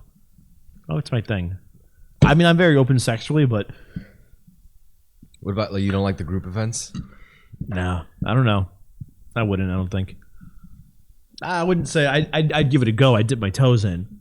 I don't know if I would go on a trial basis. Maybe I'd try it out, but I don't think it's my thing. I think it's not that I judge heavily. It's what's a little weird is like the thing where it's like you and your bros make a lot of money and you're all in the same room. Yeah, I don't. That's me. I don't like that. I don't like that. I don't. I know my friends fuck. I don't have to be there for it. It's we could do it in separate rooms. It's like but then again, maybe it's different for like people. I've shared like a room like with a couple. I'm like, hey, do me a favor. I'm like, you guys want to bang? I'm like, just go to the bathroom, please. I'm like, just don't do it like in the bed next to me, like while I'm here. I'm like, it's a little rude. Maybe like, it's different for people from other like cultures, other countries. Yeah, for sure. Yeah, it is different because like they bathe together. It's like it's normal for them. Like, why wouldn't we fuck them? Yeah. Like it really is. It's more us and how we were like raised. Yeah. Like 100%, whereas like if you're from like China or Eastern Europe, it's like what? Like we've seen each other's shit before. We go to public bathhouses all the time. It's like yeah, exactly. Yeah, and that's just not something that's part of our culture. Or like I remember there's a scene in the Borak Empire where someone has like a nudie film or whatever, and it's like the fucking it's like the 30s, like so it's not like they're all jerking off together in someone's living room because it's like they got porn on. It's like yeah, just like where else are we gonna do this? It's like come on, boys. Yeah, come on, guys. And it was like, hey, why is he jerking off? What are you gay? It's like, bitch, I can finish before you. That's dangerous territory. See, that's what I mean. That's where I don't want to cross. I mean, that's because the idea is, I think that like back in the old country, quote unquote, there's not much to do. So it's like you and your boys, like, guys, we've done everything. We've seen each other naked. We've seen every woman in this village naked. Yeah, it's a little different. But I did like in the same room as a friend of mine fuck a girl, and was my coworker. And I couldn't. We didn't talk for a week after that. Like I couldn't. I'm not kidding. Like I couldn't look at him. I couldn't talk. We didn't talk for a week. It was just weird. Every time I was in the same room as like someone else, like another couple, like going at it, at least they would have the decency to try to like play dumb. Like, oh, we're not doing anything. Oh, yeah, okay. That's like if it's someone else is doing it, and like I'm by myself, but I'm in that room. I'm like, just do me a favor. I'm like, just go to the bathroom and do it. Like, I don't care if you make noise. Like, I know you're doing it. I'm like, but just don't do it right next to me. It's just rude. At least include me then. I have seen people do it in like music festivals, like in the crowd. Yeah, which is wild to me. Like Yeah, what they I would do agree. is the girl would they would go all the way at the front of the stage, and the girl Yeah, would yeah, lean yeah, over. yeah. I've seen that. I'll be like, holy shit, they're fucking. Good for them. I mean, it's different though. It's like they must think they're being so slick, but the guy's like pants are on his ankles. And Yeah, shit. that's what I mean. Yeah, everyone knows. Like I know I was on a couch. I remember, I forget how old I was, but the girl was like jerking off with my friend. I'm like, why'd you just say you're jerking him off? Like, what do you wait for me to like notice? Then because I left right after. I'm like, what you have to say is like, hey, he's like, all right, yeah. All you do is like, hey, like we're gonna fuck. It's like, all right, cool, goodbye. I don't play games with me. Like I'm not stupid. Yeah, it's not cool. But again, like other cultures, We're I don't fine. judge. No, Maybe, I don't judge. And like again, it's weird. It's because of Yeah, us, yeah. like and how we were raised. Like there shouldn't be anything weird about that. But Because I could imagine like a room full of say like Russians or Chinese dudes or Arabs. Like it's like, yeah, isn't this great? It's like, how's the wife? How's the wife and kids? It's like that's what I mean. It's just like, yeah, I don't want to do that. It's like, ugh, don't ask. Yeah. I'm trying to get into this right now, man. Yeah, dude, can you stop distracting me? Meanwhile, your other boys are like, yo, turn the volume up on the TV. Okay. So I remember when Ruben like They're watching soccer or some shit. Like, that's what I remember. Like Ruben like would him and like his cousin, like a couple guys would go to Colombia and fuck a lot of girls. Like, bro, you should come. I'm like, no. I'm like, I don't want to know.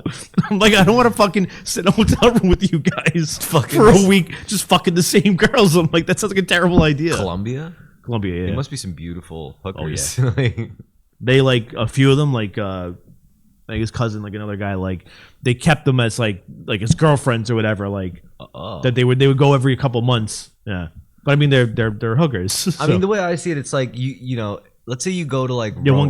one guy, his girlfriend here broke up with him because she found out about it. It's like, Oh, dude, shit. yeah, it's like, dude, what do you do now? Move to Colombia and just keep fucking? It's like, yeah, what an idiot. I was gonna say, like, what if you go to Rome and there's this one pasta place you just love, and you just like you go to Rome every now and then, and you just love their pasta. I get it, I get it, Sure, you try other pasta, but you just keep going back to this guy's pasta, right? you know? But I don't. That's fine. I get that, but I don't want my friend coming to the same pasta place and you have the same bowl I'm eating out of.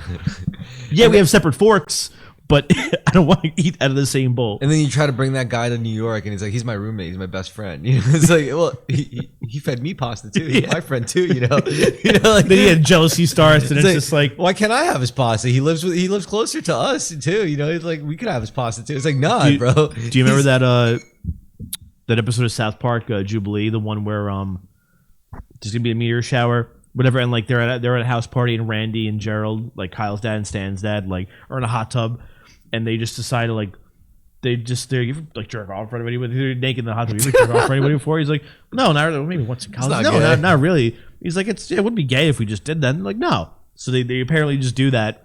And and Gerald's just following Stan's dad around like the rest of the night. Keeps bringing it up. Like, Dude, cool. Just be cool about it. Yeah. He's like, what? I'm not. Like, why are you ignoring me now? And he's like, I'm not ignoring you. I'm just walking around the party talking to you. He's like, you seem like you're ashamed of it. He's like, I'm not. I just don't want to. It's a really good episode. That's a fucked up episode. Oh, and I also watched this as a child, which again, that episode is haunting. Another episode that haunts me as a child was Butters' dad at the massage parlor. I didn't understand what was going on. That is the greatest thing I think of all time, because that's what, again, it does that thing where it subverts your expectations, where it's Butters' very own episode. It's like, oh geez, it's Butters. Everyone loves it's Butters. That's me. And his mom's like, go find out what your dad's gonna buy me, and he follows him to a fucking bathhouse where he's jerking off guys. And then his mother goes crazy, trying to drown him. We're just going for a little ride, Butters. That I watched that. I'm like, this is the greatest thing ever. Yeah, that haunted me as a kid. I don't know why my family let me watch that. I remember watching that, and then it was uncomfortable in the room because they were looking at me and I was watching. Oh no, I made sure I watched it in different TVs. I remember for my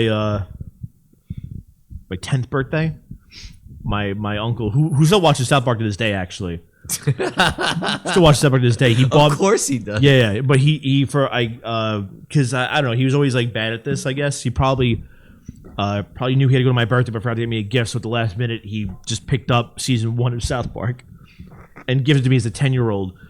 And my like I watched it one night. My dad found it the next day. My dad's like, "Your uncle's a fucking idiot." Like he called me. He's like, "What the fuck's wrong with you?" He's like, "You know, it's not a cartoon like for kids." Like he's like, "I know you know that." Yeah, but he's cool. You know, he's your kid. Yeah. He's cool. He's a So cool kid. that's how I first watched South Park. I watched it, and then my dad was like, "What the fuck are you watching?" South Park. Yeah, it's a cartoon. Uncle David gave me. That was like some Howard Stern shit at the time, like MTV Howard Stern shit for sure. No, that was on his show was on E, I think. Yeah. I mean, that whole era. Oh, but that whole yeah. Of anything goes. Yeah. Well, that was the whole era of like pushing the envelope and crossing the line. That's now gone. We've crossed it. That was how we crossed the line. I mean, now how do we cross the line? We don't. There's no more line. There's sure? no. Like you can't be if you're being edgy. Like you're just being edgy for the sake of edgy. Like there's no. Well, what hurdle is there left to cross? What? So what do comedians do now? I don't fucking know. Talk about nothing. Really? Yeah, it seems that way. Yeah, every comedian. It's either talking about This is my unique living experience. It's like, my isn't it mental funny? illness. Yeah, my mental illness. It's like, You're right. like we're all struggling here. It's not. You're not unique. You're not funny, and like also just thinking you're unique isn't being funny. I'm trying to think of like good, because like you know what was a good time for comedy? What? COVID. Yeah, there's a bit of it, but there's no like it's. I think Shane Gillis is probably one of the best stand-ups in the past couple years, past 2 or 3 years maybe. Like I can't think of anybody else really, and like Shane Gillis like does a lot of fucked up things. Like he's funny, and like you can't. And he obviously tells jokes that he thinks is funny. Yeah, he's also probably just a chill guy to like just hang with. Yeah, I remember I was like telling Jordan about him, and Jordan's like, he just seems like a bro. I'm like, yeah, then what's wrong with that? Like, I'm like, it's he's like, it's bro humor. I'm like, yeah, no one's doing it right, and he's doing it right. I'm like, it's cool. Like everyone has to be the fucking same. Like, I really thought it was funny with Shane Gillis and trying to hang out with Louis C.K. And Louis C.K. keeps ripping him. Yeah. And then he leaves the room and Shane Gillis is like, oh my God, this is a terrible idea. I don't know what that was about, honestly. I don't know. Dude's just fucking around. Yep. Well, with that, we are good to wrap it up and call it a night. Mm-hmm. Thank you all for joining. Yeah. Cheers.